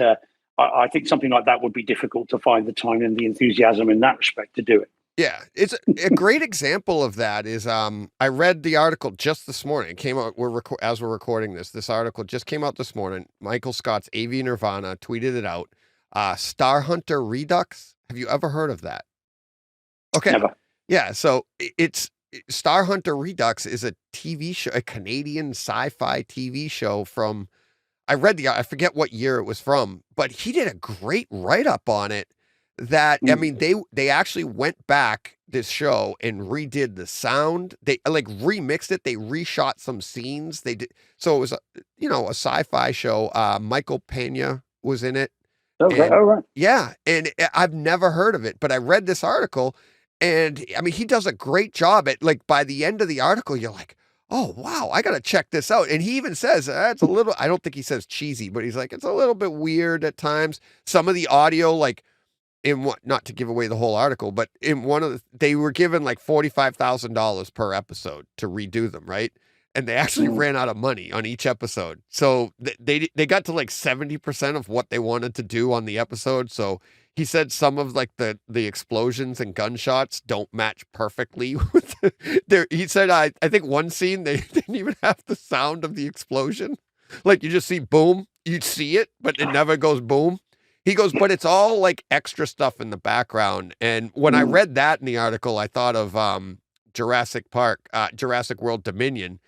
And one of the scenes that I broke down when Jeff Goldblum's going back and forth, you can hear the footsteps of that. It's not a T-Rex, but the bigger version. And there's one where you want the boom and his foot, the dinosaur's foot goes down and there's no base. There's no impact.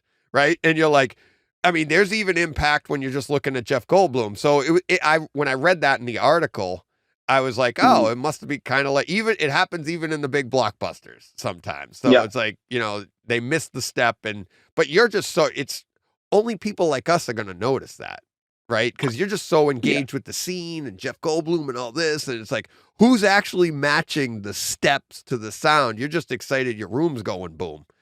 So, but it's that whole article on something I've never heard. And then he says at the end, he goes, some fans might not like it. Other people might be really interested, but all the research that he does into that article, it just amazes me. It's how much, I'm like, I obviously he loves this stuff, but it was great. It was a great article.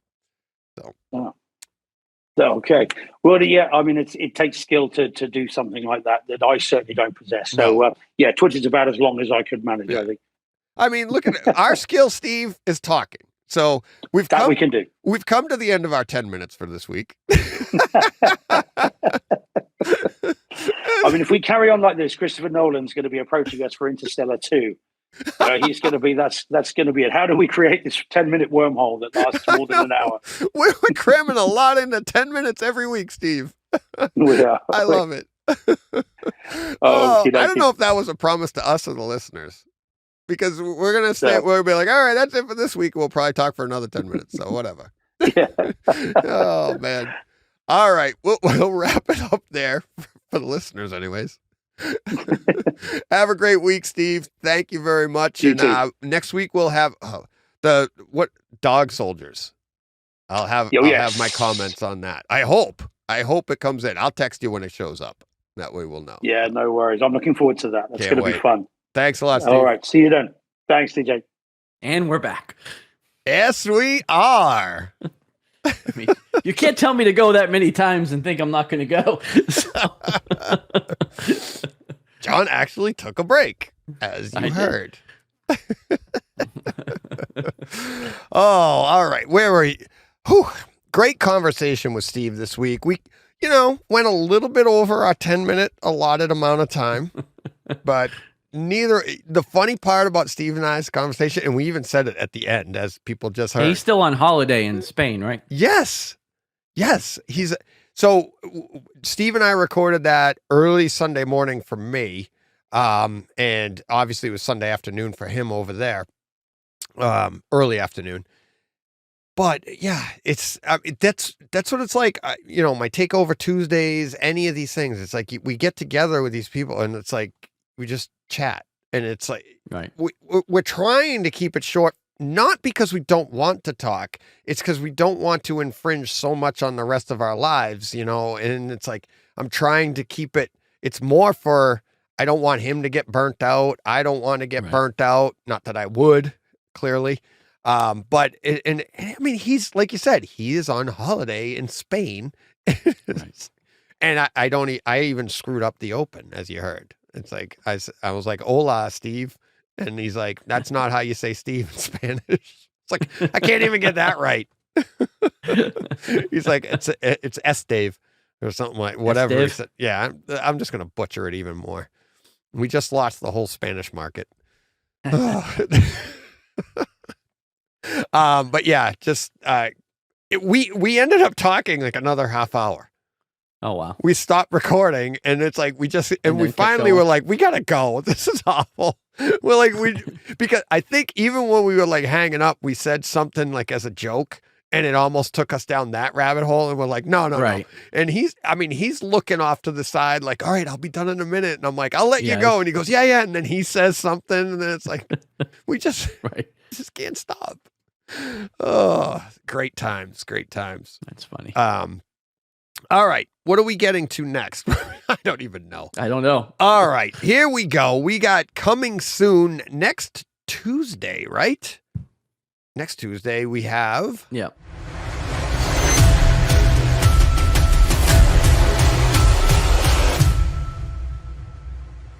Boom. What do you think of that open? Oh, that was fantastic. You like that, huh? Wasn't that nice? I got to get that fixed. I don't know why it doesn't work anymore. I don't aggravating me. I don't like it when my stuff doesn't work appropriately. All right. Big week this week. Huge week this week, especially for you, buddy. For me? Yeah. Okay. Tuesday, September 6th. First up, and this isn't the big one for you, Blowout 4K from 1981. John Travolta, Nancy Allen. I don't know who Nancy Allen is. Just on the cover. Neither. I don't either. Yeah. I don't honestly, I don't even remember this movie. I don't either. It doesn't sound familiar. Yeah. So, but yeah, John Travolta, 1981 Blowout. Next up, The Fun House in 4K, also from 1981. Don't know. It looks like a horror film from the director who brought you Texas Chainsaw Massacre. So I'm going to guess that it's a horror. Yeah. Probably so. Here's the big one. Star Trek, the motion picture, the director's edition, featuring, says it right on the box cover, featuring newly discovered deleted scenes and footage. Awesome. Now, more Starship. Porn. Porn. It takes 34 minutes to get to the Enterprise. I was hoping, and now I ordered it off of Ralph Potts. I read his review and I was like, okay, I'll grab this. I'm just grabbing this one, but they're all coming out. I'm sure it looks fantastic though. Yeah. Well, the 4K was already out, but now we're getting it at Atmos. We've had the 4K. Yeah. And so, but yeah, they're all coming out all the way through. And there is a motion picture box set, I believe, of all of them that you can get with all of these in it. But that I would be interested in. Yeah. So, yeah, you're a big Star Trek fan. I am. I think I've seen them all. I just don't remember them all. Right. So, but yeah, the motion picture, the first one. I mean, we reviewed it on the other podcast, we did. And we were like, and you're a Star Trek fan, and you were like, oh my God. So I'm kind of looking forward to that scene to see how glorious it looks in 4K and blah, blah, blah, and the Atmos, but I'm hoping they sped it up. I don't know. It's to get extra scenes. So. Yeah, exactly. No, I'm just saying that one scene of him like, oh, that was awful. Yeah. But I like the newly discovered, like there's people back in the archives going, yeah. Just look at this. There's even more movie. It was in the crate next to the Ark. Newly discovered. I get what they're doing there. They're going where no man has gone before. Like, yeah, I get it. But I don't think it's newly discovered. Fun little play on words. Steelbook for 310 to Yuma, 4K Steelbook from Best Buy, I believe. It was Best Buy for that one. That's going to be out on Tuesday. Minions, The Rise of Gru, 4K. Jen saw that in the theater. I offered to buy it for her on the Kaleidescape. She was like, no, we're good. Okay. So, but anybody that tells you anything? Yeah, she's a huge Minions fan. She loves Minions. Okay. So, let's see. Halloween Kills, limited edition Steelbook, also Best Buy. That's coming out on Tuesday as well. And also A Quiet Place 2 movie collection. And that is that's just the 2 movie collection in 4K. So I think they've been out separately, but now you can buy them together. I've got both of them on 4K. Yeah, exactly. Yeah. So and that will great do set it. If you don't have it though. Yeah. Yeah. So all right, that will do it for this week's Coming Soon to Your Home Theater. Awesome. New open, new graphic. John. Well, we're moving on up to the side. You know what I'm playing. I don't even think there's any sound. I think you're just moving now to tease me. No, you know what I'm playing. Moving on up. Yeah, I got to get that. I don't know what happened. I'm going to have Dan come by or something. He's an IT guy too, and he lives right next door. So have him revamp this system. Or Joe, my IT guy, who's down in New York / Jersey, he'll just tell me to get an Apple system. Right. Just buy a Mac. Yeah. All right. You ready to get to real home theater experiences? Sure. All right. There we go. Fired up the projector here. We got a nice bright screen. Let's bring it on home, John. What do you, for the love of God. No, go ahead. Not me. It's not you. No, just me. I was going to say, what is that? Just my internet here on my stupid thing. All right. Well, first thing I had this week was The Black Phone, which I streamed from Peacock. The movie itself was interesting. I don't know if you've had a chance to see it.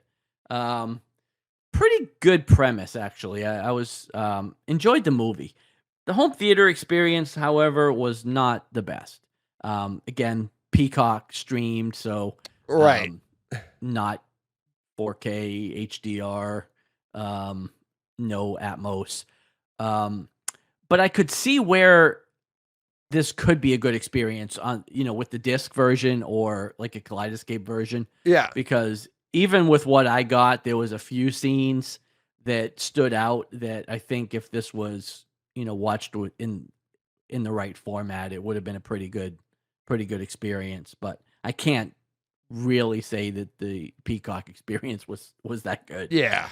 Because it really wasn't. But the movie itself is very interesting. Like, it's definitely worth a watch if you haven't seen it. Okay. So, yeah, it's out on Blu-ray. It came out on the 16th. Right. On Blu-ray, but I'm not seeing. So it's only Blu-ray, so not even 4K Blu-ray. I'm not seeing it in 4K here. That's weird, because this is a pretty new movie. I know, and black, but maybe I'm just not pulling it up right here. Well, no, it might not be. I mean, yeah, I don't even see a date on it or anything for the black phone. No release date for that. I know, I'm pretty sure, let me check here. I'm pretty sure I have it on Collide. I don't have it, but I think it is available. And I thought it was available somewhere as well for in 4K too. I thought somebody had it. Well, maybe, you know what I bet? I bet you can buy it digitally in 4K. Maybe. Online. I didn't look that up, but like I said, I can see where the potential is there for it, but unfortunately the Peacock stream wasn't that great. Upmixing everything, it's going to have a few scenes that stand out because it does the upmixing. So I don't want to give away too much of it, but there's lots of instances in the movie where people are like speaking off camera. Yeah. So, you kind of get that effect. Oh, cool. Even, like I said, even with the Peacock, but that's where I would think that it would be pretty solid if it was cool. Presented in a good mix somewhere. All right. Yeah. Kaleidescape does have it at 4K HDR Dolby Atmos. Yeah. So, I got to imagine it's coming. Yeah. And I guess in that quality, I bet you it's pretty good. Okay. Sounds good. Excellent. Yeah. Excellent. Let's see. What do I got here? Let's do, John, have you seen Maverick? I haven't seen it a second time. I've seen it. All right. Yeah, I was just joking. I've only seen it one time. Yeah. Yeah. So because of that, I decided, because of the variable aspect ratios, Mission Impossible Fallout. I took that in this week. Really good. A lot of fun. Yeah. Because I like Tom Cruise. I like the Mission Impossible movies. It's now. I do too. Yeah. I haven't seen this one though. Oh, you haven't seen Fallout? I don't think I've seen Fallout. I think I stopped at like 4. And so I think this is number 6, right? So I haven't seen the last couple of them. I don't want to give anything away, but it's so Tom Cruise is like, they give him this really, really hard mission. And then he does it. And then at the end, they wrap it all up and show you all the little tricks they did to fix it. So it was really, I think in the 7th movie, they finally figure out that the mission is in fact possible. And that's the big secret. That's the big reveal. Movie. Yeah. It's like, this mission is totally possible. If you choose to accept it, I'm out. You'll be able to do it. Yeah. 100% success rate. Right. Yeah, no, but as far as the home theater experience, the HDR was pretty good, I got to say. Now I watched this on the Kaleidescape. The HDR was pretty good, but there was odd like grain in a bunch of the scenes. Like just jump cuts. They'll be going back and forth with, this is the one with Henry Cavill. Right. And it's so I have seen that. Okay. Yeah. I have seen this. Okay. So, they have that bathroom fight scene that's in the trailers, and he's, cocking the guns and that's the trailer. And I use that as a demo in my theater all the time. But it's so disappointing when you see the scene and he comes at you and his arms go, but there's no base to it. There's nothing because it's just the scene. He's just getting ready to fight and you're like, where'd it go? That's so much fun. But that bass in this movie is as iconic as that trailer, and there's some really nice bass throughout this movie. But yeah, so the odd grain is like they'd be having a conversation, and the HDR looks really good, and everything's nice. It really comes into effect. Like there's a scene in the movie where they're talking about a plan, right? And then Tom Cruise is like imagining how the plan's going to take place. And as you're watching the scene, you're like, this looks kind of blown out. Like the HDR, like I was like, oh, is my projector, did it go bad or something? But it's him imagining the plan. So they actually changed how, like the way the screen looks. And it really is, amplified by the HDR, I thought. But like I was saying, the grain would be like, so it'd be like Tom Cruise's face looks good. Henry Cavill's face looks good. Then they'll go, it's jumping back and forth in a conversation. And then they'll go like, Tom Cruise looks good. And then they'll go to Henry Cavill and be like, where'd all that grain come from? And then they'll come back to Tom Cruise and you'll be like, now it looks fine again. It was just weird, like weird cuts in there. But there was a scene, I have one scene for you in this one. At 40 minutes and 10 seconds, I gave it 2 boxes of popcorn because it's Rebecca Ferguson. And that's 3 boxes of popcorn. right there. With butter. Yeah. Oh, I couldn't resist.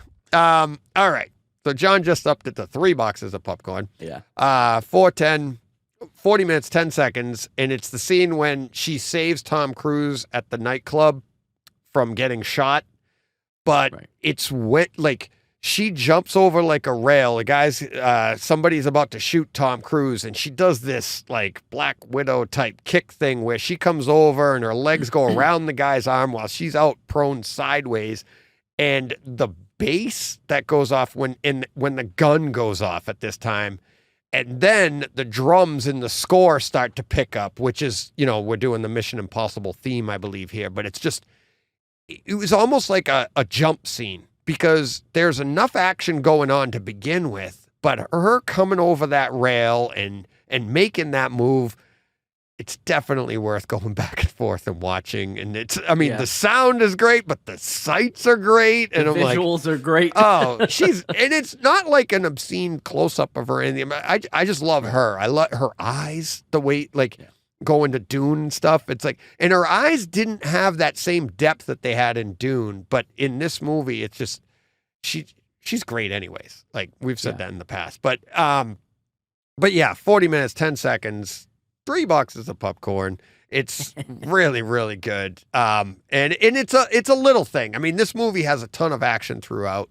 but it's a great home theater experience. But getting to the variable aspect ratios, this one failed miserably at it. If Top Gun Maverick was awesome, and it was, I loved the way they did it. This one, it only had it. This is where I say it's gimmicky, if I'm going to be honest, right? And the first one, the first scene, they're in the back of the plane, and they actually presented it to you really nicely, similar to Black Panther. So they're about to jump out of the back of like a C-1 or whatever, and it's Tom Cruise and Henry Cavill, and Tom Cruise starts to walk to the back of the open plane, okay? And as he's walking to the back of the open plane, the opening for everything starts to open up as he gets closer to the open. So it's very gradual. It's really nicely done. But where I'm saying that they failed is that they made this variable aspect ratio, but there's only 2 scenes. That one, and then at the end of the movie and the big helicopter battle that they have. And that's it. And the helicopter battle, it's a jump between, 185 and back to 240, and if they go away from the helicopter fight. So it really, that's where I'm saying it really wasn't worth it. It didn't add a lot to the movie. Like if you take that out, the movie's exactly the same. It didn't draw me in any more or less. It just, if you didn't even know, you probably wouldn't even notice it because most of the movie was in 240. I got to be honest with you. Unless I know specifically to look for it, I don't usually even notice it. because like I was listening back to last week's show when you were talking to Steve and he brought up 5 Days at Memorial. And he said that you didn't notice it. Forgot to mention. Well, the thing is, I definitely noticed, obviously, when they go to the archival footage and it drops to 4:3. I mean, I know you can't help but notice that, like everybody sees that. But I didn't realize there was I didn't notice it at all in the show, because I wasn't looking for it, and I just didn't even notice it. So unless I know specifically to look for it, because now I have to go back when I watch the next couple of episodes and specifically look for it to see if I can spot it happening. Right. So yeah, I probably would have watched Mission Impossible and not even known that it happened, because I don't always catch that. Like I said, unless I know to look for it. Like if I'm watching Top Gun, I'm going to look for it because I know it's in there. But I also think that's where Top Gun really nailed it, is that you notice it, especially if you have a 16:9 screen. And when that opens up, when they go to those, fighter scenes, it's so their face, because it's a close up of their face. Right. And you're like, oh my God. I mean, it's in your face, no doubt about it. So that's where I think Top Gun nailed it. And it's like, it made it part of the movie. It's seeing their faces that close, getting that full experience in the room. If you have a 16:9 screen, you go to that full experience.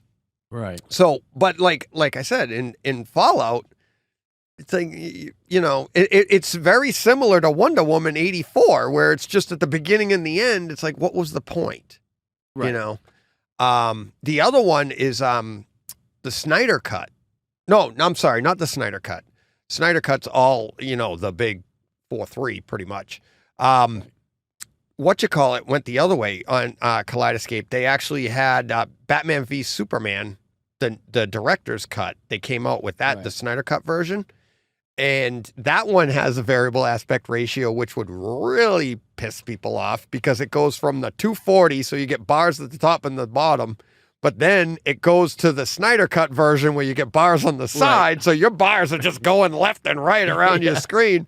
And I was loving it. I'm watching it, I'm like, oh yeah. Like, people pulling their hair out, like, what the hell are you doing to me? But it really, it's a lot of fun. I'm finding more and more variable aspect ratios on Kaleidescape, as I'm sure Luke and I talked about. Right. Yeah, as I start looking for it, I'm seeing it. Aquaman, that one actually works really well. But yeah, it's not bad, and that's kind of why you kind of want to have a 16:9 screen if you can have it. Well, that's the thing, because it's super frustrating if you're masking, if you're trying to do that, and especially if you're not aware that it's going to happen, and then all of a sudden you're like, why is my picture, over my masking? Right. Well, that's the thing, is if you have a 241 aspect ratio, and that's what you're used to watching your films on, right? Right. And then you have to go to a 16:9, that's smaller.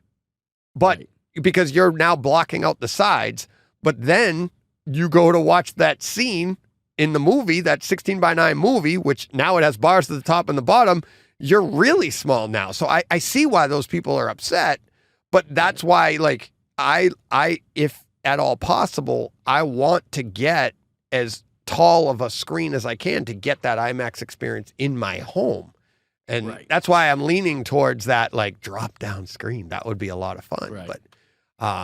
But who knows? That's it. That's in the future. So, all right. What's your next one? Next up, from Netflix, a show called Anatomy of a Scandal. This was just a 6-episode miniseries. Had Rupert Friend, who was like the Grand Inquisitor on Obi-Wan. It's the only thing I've ever seen him in. And Michelle Dockery. And, this is a courtroom drama, so it's not the explosions and the action, but there was some really, really good, discreet Atmos. Really? Throughout this whole show, yeah. Oh, wow. Because, again, it's a courtroom setting, so there's lots of people talking behind you, and people talking off to the left and right. So it had a lot of really good, discreet sound that I thought they did a really good job with. But yeah, this is just not the type of show where you're going to get the the gunfire, and there was nothing action about this. It was all basically drama. But I was really impressed with the way they used the Atmos on this, because again, it doesn't always have to be the big bombastic chase scene. Doesn't have to be, but it's nice when it is. It's great. It's great when it is, but there's some really good opportunity to use sound really well, even in like I said, in shows like this. And right. So I thought it was really a really good use of that. And again, another interesting show. I enjoyed it. 6 episodes. It was not a long watch, and it was really good. So cool. Recommend it. I'll talk to Jen. Maybe we will take that one in as well. Yeah. Okay. As you heard me talk with, I believe I talked with to Steve about this one. Hunter Killer. Yeah. Did we? Now, Steve said we talked about this last week. I'm going to come clean. I don't remember talking about it last week. I don't either. At the same time, I forget. I apologize who the listener was, because I mentioned it in listener comments. I'm like, somebody meant Hunter Killer, great. And it is. It's a great movie for a home theater. But as Steve said, it's like, it leaves a little bit to be desired with the storyline. And he's he's got the SEALs or special forces up in a crow's nest in broad daylight. Right. And he's like, it doesn't make sense. But as far as the home theater, 4K, Atmos, it's a submarine movie. Right. I know G. Cornell, U571, coming soon. But it is awesome. And I swear, I went through my notes. I went through all of my shows. I swear I broke this one down at some point, because I know I've seen it within the last couple of years during this podcast, but I haven't seen it with obviously my Marantz, and I haven't seen it with the Lumagen, and it is beautiful. The sound's fantastic. Tight bass, ambient sounds, tons of full room engagement. And the 4K is almost too good. As I said to Steve, when they're above the water and they're showing them out like on the deck of a ship or whatever, it's a lot like Midway, which Steve had a lot of trouble with. You could tell it's like green screen. It's very softened in the background. You're like, Well, it's like standing in the front of the painting of the Millennium Falcon. Yeah, exactly. It's like the 4K is just not serving it very well. Right. Yeah. Yeah. Where I found it was really bad in Star Wars was Phantom Menace, because it's so digitized in the background. You were like, there was like no depth to that. You're like, uh-oh. Sometimes it makes it too good, like you said. Yeah. But inside the subs, it was beautiful, because you got nice textures on the uniforms, but you're also getting the detail in the darkness behind them, crisp. But then the bright lights, it's like you could read all the computers, the lights, all the blinkies, all that fun stuff. There is so much going on. And then, like I said, the sound, the opening scene, I gave 2 boxes of popcorn, because of the great bass, awesome use of overheads when the camera goes under the water. And you're like, the water, it's like you could feel it rising in your room, like the noise, the sound of it, and then it goes over your head. It was awesome. At 9 minutes and 35 seconds, I gave a box of popcorn and a little red triangle arrow for the loudspeaker. So this happens a few times in the movie. It actually happens again at 59:45. Gerard Butler addresses the crew, and the overheads are in use, and it's really, really cool. Different sounds in each room. So like when you're at the main part of the sub and it's Gerard Butler actually speaking, you're hearing his voice with a slight tinny echo because he's in that room, right?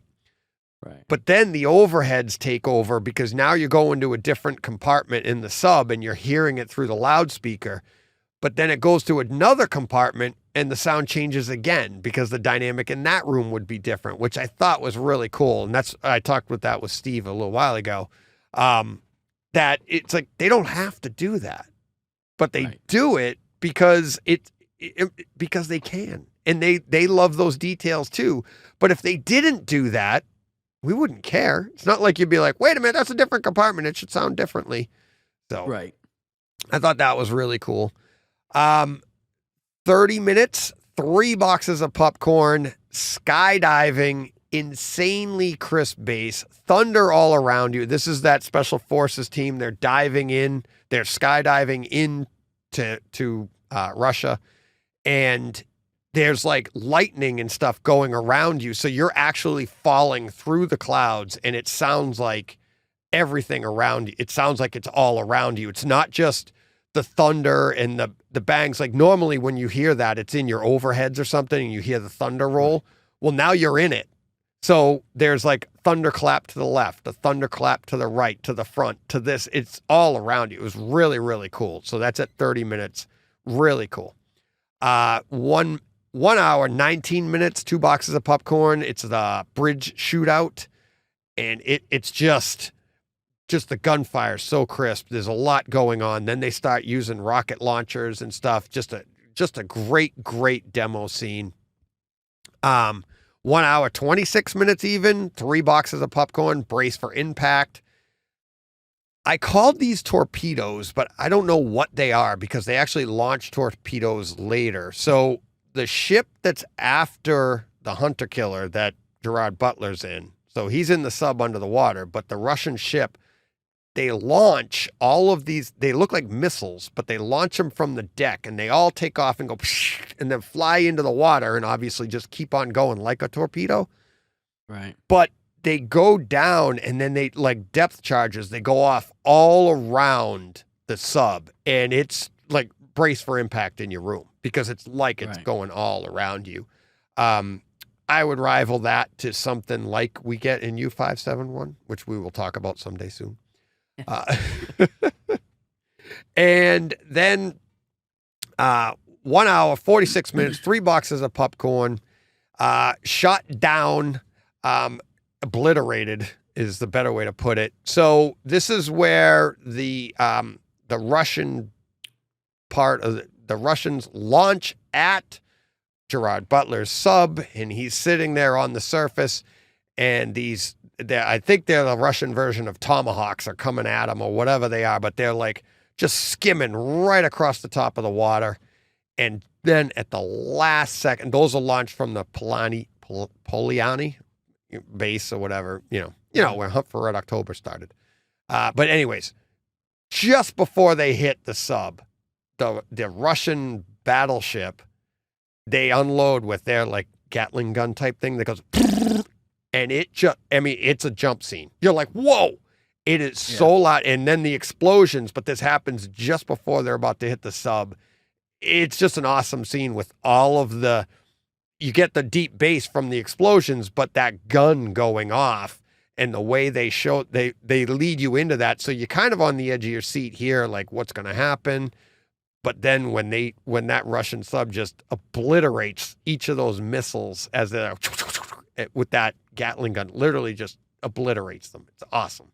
Awesome scene. So that's at 1 hour, 46 minutes even. 3 boxes of popcorn. So that was those were my 2 movies I took in this week. So the last one we have to talk about, we both saw. Very interested to hear what you thought of this. So let's get to that right now. From Apple TV, we had C, season 3, episode 1. I mean, we've talked about this show many times. I thought it was fantastic. I mean, it just continues to be great. The use of sound in this show is so heightened because of the nature of the program. Yeah. For those that aren't aware, it's basically a society that's all blind. Right. And so it's like the whole planet's blind, not the society. Right. I mean, the idea is the whole planet went blind Right. except for a few chosen people. Sight But was kind of like, I can't think of the word, but basically everything genetically modified out of existence, I guess. Some disease or something overtook the planet. And so the fact that everybody is relying on their hearing so much, they really take into account with the sound design of this show. And I think they do a great job with it. I didn't analyze it to the point where I have scenes or anything, because me neither. Really just sit down and watch it and take it in. Yeah. Again, and neither one of us have Dolby Vision capability, but it's available in Dolby Vision and Dolby Atmos on Apple TV. But even without it, it looks fantastic. Yeah. Sounds fantastic. can't wait to watch the rest of the season. I still really wish they'd kill. I know the queen. She just needs to be gone. But that's neither John, here nor there. Yeah. John, Queen, whatever her name is there, but every time you think it's going to happen, it just doesn't. Yeah. What is? She's in another show I'm watching right now. Is she? Because I'm really curious to see what she's really like, because I know that's a character that she plays. She's you know what she's in? Only Murders in the Building. As who? She's the one that befriends what's her name, and takes advantage of her in season 3. No, that's Cara Delevingne. Mm. That's the Enchantress from Suicide Squad on Only Murders in the Building. Is it? I thought it was the same one. I thought it was her. You might be right. You're better at this than I am. I thought that was her. Yeah. Yeah, that's Cara Delevingne or Delevingne or whatever. I don't know how you pronounce it. Yeah. Yeah, I don't know. I would have sworn it. I would have sworn it was her, but they do kind of look similar. They do, actually, because when you said it, I was like, oh yeah, it could be, but yeah, Cara Delevingne is Alice Banks on Only Murders in the Building. Okay. See, I told you, you're better than that than I am. Is Queen Kane, Sylvia. What's her name? Queen Kane. Okay. Alice. Sylvia Hoeks. Yep. You're right. She's been in. Well, she was in Blade Runner 2049. Yep. Like, I'm really curious to go watch anything else that she's ever been in, just to see. Just so you can like her again, or hear her voice, just to see if that's how she really sounds. Yeah. It is the most annoying character I've ever watched on screen. Yeah, it is. Been in a whole bunch. Which is a great, that's a great compliment to her, right? Because you just hate her. Because you're supposed to hate her, right? Yeah, she's definitely achieved her goal, but yeah, super annoying. But yeah, like I said, fantastic show. The only one more annoying to me is the wife in Ozark. Yeah, but for way different reasons. Oh, yeah. That's Laura Linney. I know. And I love Laura Linney, too. Yeah. But she plays a great character there where you're just like, she does. Smacking your head like, what are you doing? Yeah. But, yeah. No, but yeah, see, Apple TV Plus, just Apple TV knocking it out of the park with this. And it's so good. I was looking forward. I couldn't believe it came up this quickly. I feel like I feel like season 2 just ended. It's been a year. No, I think. Yeah. Well, I don't know. I feel like it's probably been a year. Has. And unfortunately, this is the final. This is the third and final season. Yeah. So that's a little disappointing. But I can see where the story's probably reaching its obvious conclusion. So. Yeah, eventually. Well, I don't know. Yeah. You could keep it going. Again, we'll see. Yeah. I'm sure they could have, but. Yeah, they're definitely wrapping it up, which is unfortunate. Jason Momoa is great in this. Really good. Oh yeah, yeah. Looking forward to more of that. Let me ask you this though. We'll wrap up on this one here. Did you get to see House of the Dragon? Well, I was gonna bring up an honorable mention because I didn't write it down. But yeah, I've seen the first 2 episodes now of House of the Dragon. Oh, it's not an honorable mention. That was episode 2. Well, no, I just. Atmos was awesome. Yeah, I'd say not necessarily honorable mention, but I was going to bring it up as something that I didn't have written down. Right. Because I watched episode. I went back and watched episode 1 right after we finished last week. Yeah, and then I watched episode 2 last night. Yeah, it's fantastic. It looks great. It sounds great. Again, this is HBO Max at its best. Yeah. So far, it's the best thing they've done. And yeah, I'm really into I'm into the story. Yeah. I like it. I have a little bit of a hard time with Matt Smith being the protagonist here because he doesn't feel like the bad guy to me. He's always Doctor Who. He's always going to be Doctor Who and a little bit goofy. Is he Doctor Who? I don't follow Doctor Who, but he was the 12th Doctor, I believe. Okay. Or 11th, the 11th. I'm sorry. But yeah, he was Doctor Who for like 3 seasons. So it's tough for me to see him as being like the evil guy, but I like him as an actor. So Yeah. I think he'll do it. But he also played the evil guy in Morbius, so I'm going from that. I guess he kind of did. Kind of. I really honestly forgot about him in Morbius. So. Oh my God. No. But I was trying to wipe Morbius from my memory. No, I'm just no. Because I actually kind of liked it. I liked. Morbius, I actually like his character because I think they're doing a good job with him being like what's his name, the prince or whatever that was not married, but Cersei's brother, but husband. Oh, you're talking about Jamie? Yeah. Yeah, Jamie. Yeah. Jamie Lannister, and you were like you loved him but hated him. Well, right, and there's I a feel lot like of that they're doing in Game that of with Thrones. here. Yeah, I feel like There's they're a doing lot of that with his character because it's like I think he's a villain by circumstance. Like I don't think he wants to be this way. It's just like but he wants what he believes he's entitled to ascend, and right. So, but he hasn't done anything yet that would make him villainous, right? It's like we always hear about the brother kills the brother to become king, and he hasn't done that. And I guess he hasn't done it yet, but that's the road they're taking him down because he's going to be the conflict.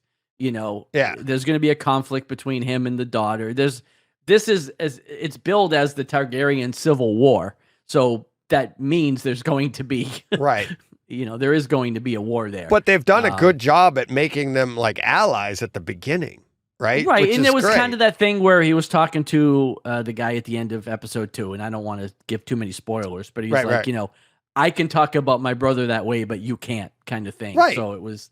So that's what I'm saying. So You've got a good guy and a little, right, kind of a jerk, right. But the whole theater the dragons, stuff, the whole, it's awesome. But even before we get to the Atmos part of that dragon scene, right, the HDR on HBO Max of all places of that dragon of that thing coming at you in the clouds, it was awesome. In the depth, you would seemed 3D, almost 3D, to me. Oh, like I kind of sat back a little bit when she came up over that bridge. Yes. I moved back. It was so awesome. It's so cool. And it's 123 inch screen, which I don't know if you know, DJ, but that's almost 10 feet. So where did we see that? Where was that? That was on that YouTube video. You texted me that, and then I actually watched that video last night. Just did coincidentally. You? Yeah. And the guy said that, and I was like, "Oh, this must have been what DJ was watching." Oh my God! Did I tweet that, or where did I just text it? No, to you? You just texted it to me. Oh my God! We were like, so to let everybody know, it was like, what was it? The guy was doing. It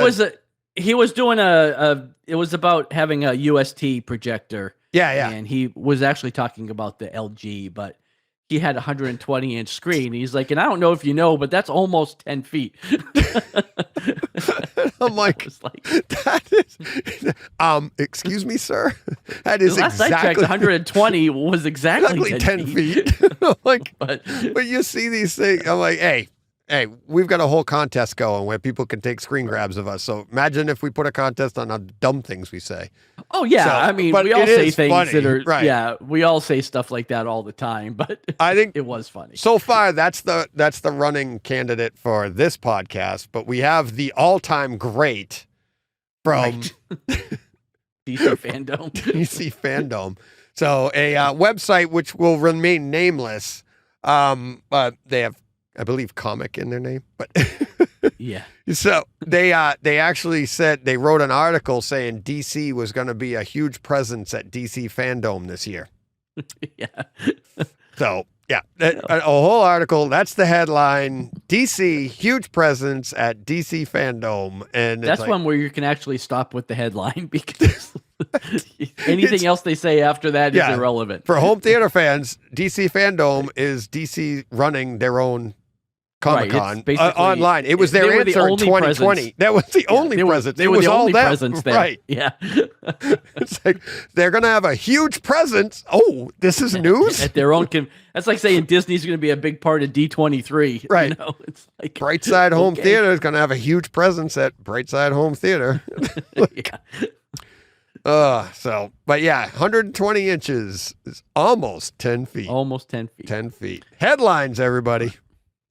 All right. But yeah, like I said, a lot of Yeah. And I think it's going to be great because at the same time, we're going to have Rings of Power. Yes. So, two very similar shows on two different streamers, and we're going to be able similar to see that how we they... usually confuse. Like when you're like, not Game of Thrones, Lord of Rings, which I can't remember which one I was watching, but you say that all the time. Kind of see who's doing it better right now. Yeah. But then kind of like the fanboy in me likes House of the Dragons because they're mentioning the name, all the family names, and I'm like, oh, that's Stark, and that's it's like just kind of cool to see all the the links to the to the big show, I guess. Yeah. The big show. They're both shows. That's what's interesting here. Doesn't Game of Thrones feel like it was like a big feature presentation, like an event? Yeah.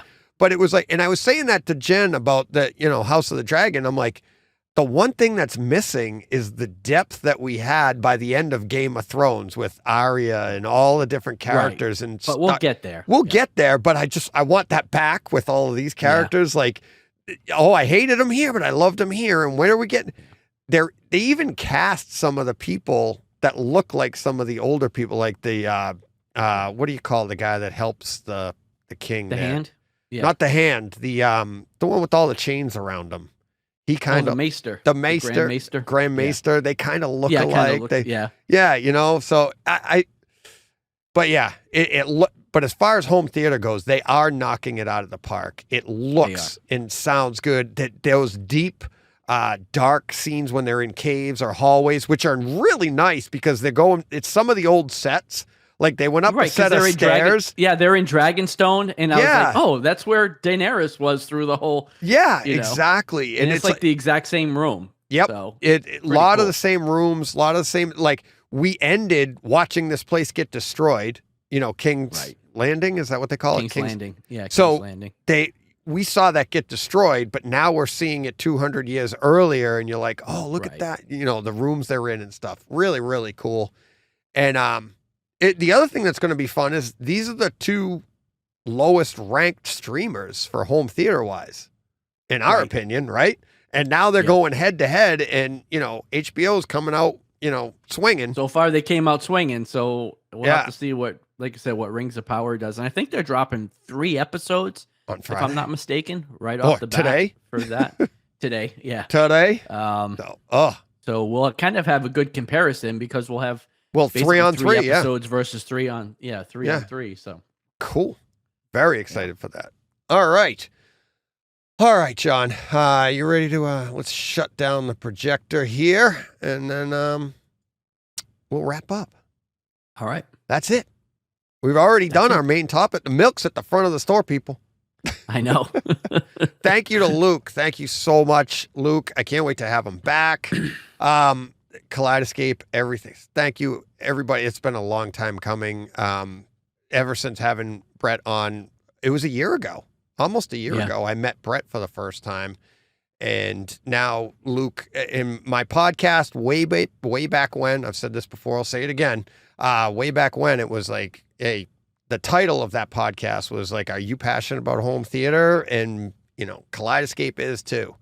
And now it's been reinforced even more, meeting more people there and finding out that they're just as passionate as we are.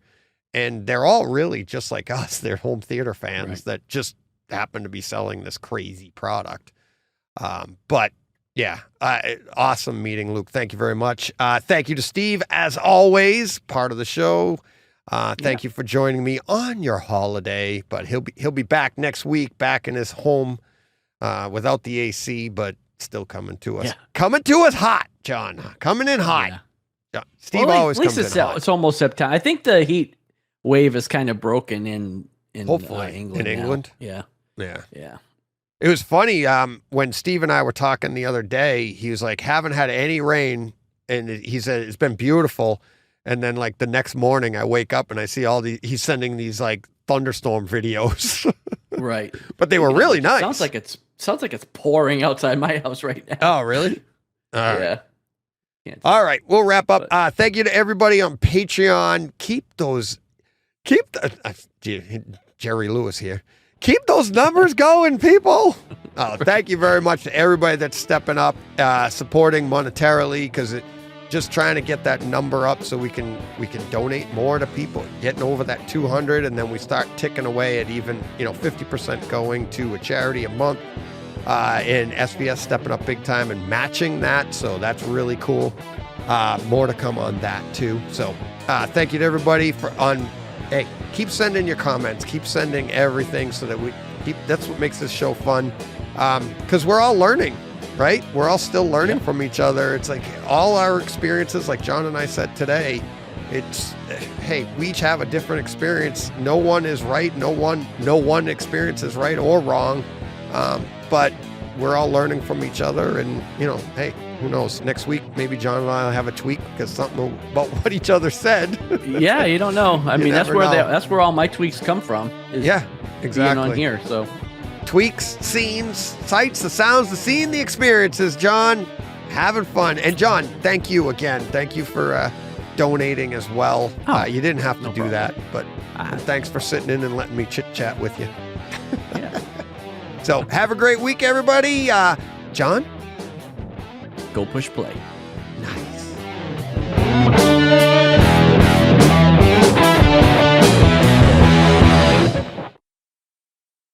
Hey, Fred. This has been a Hey Fred production with theme music by Jeff Bernhardt and Throne Vault Productions.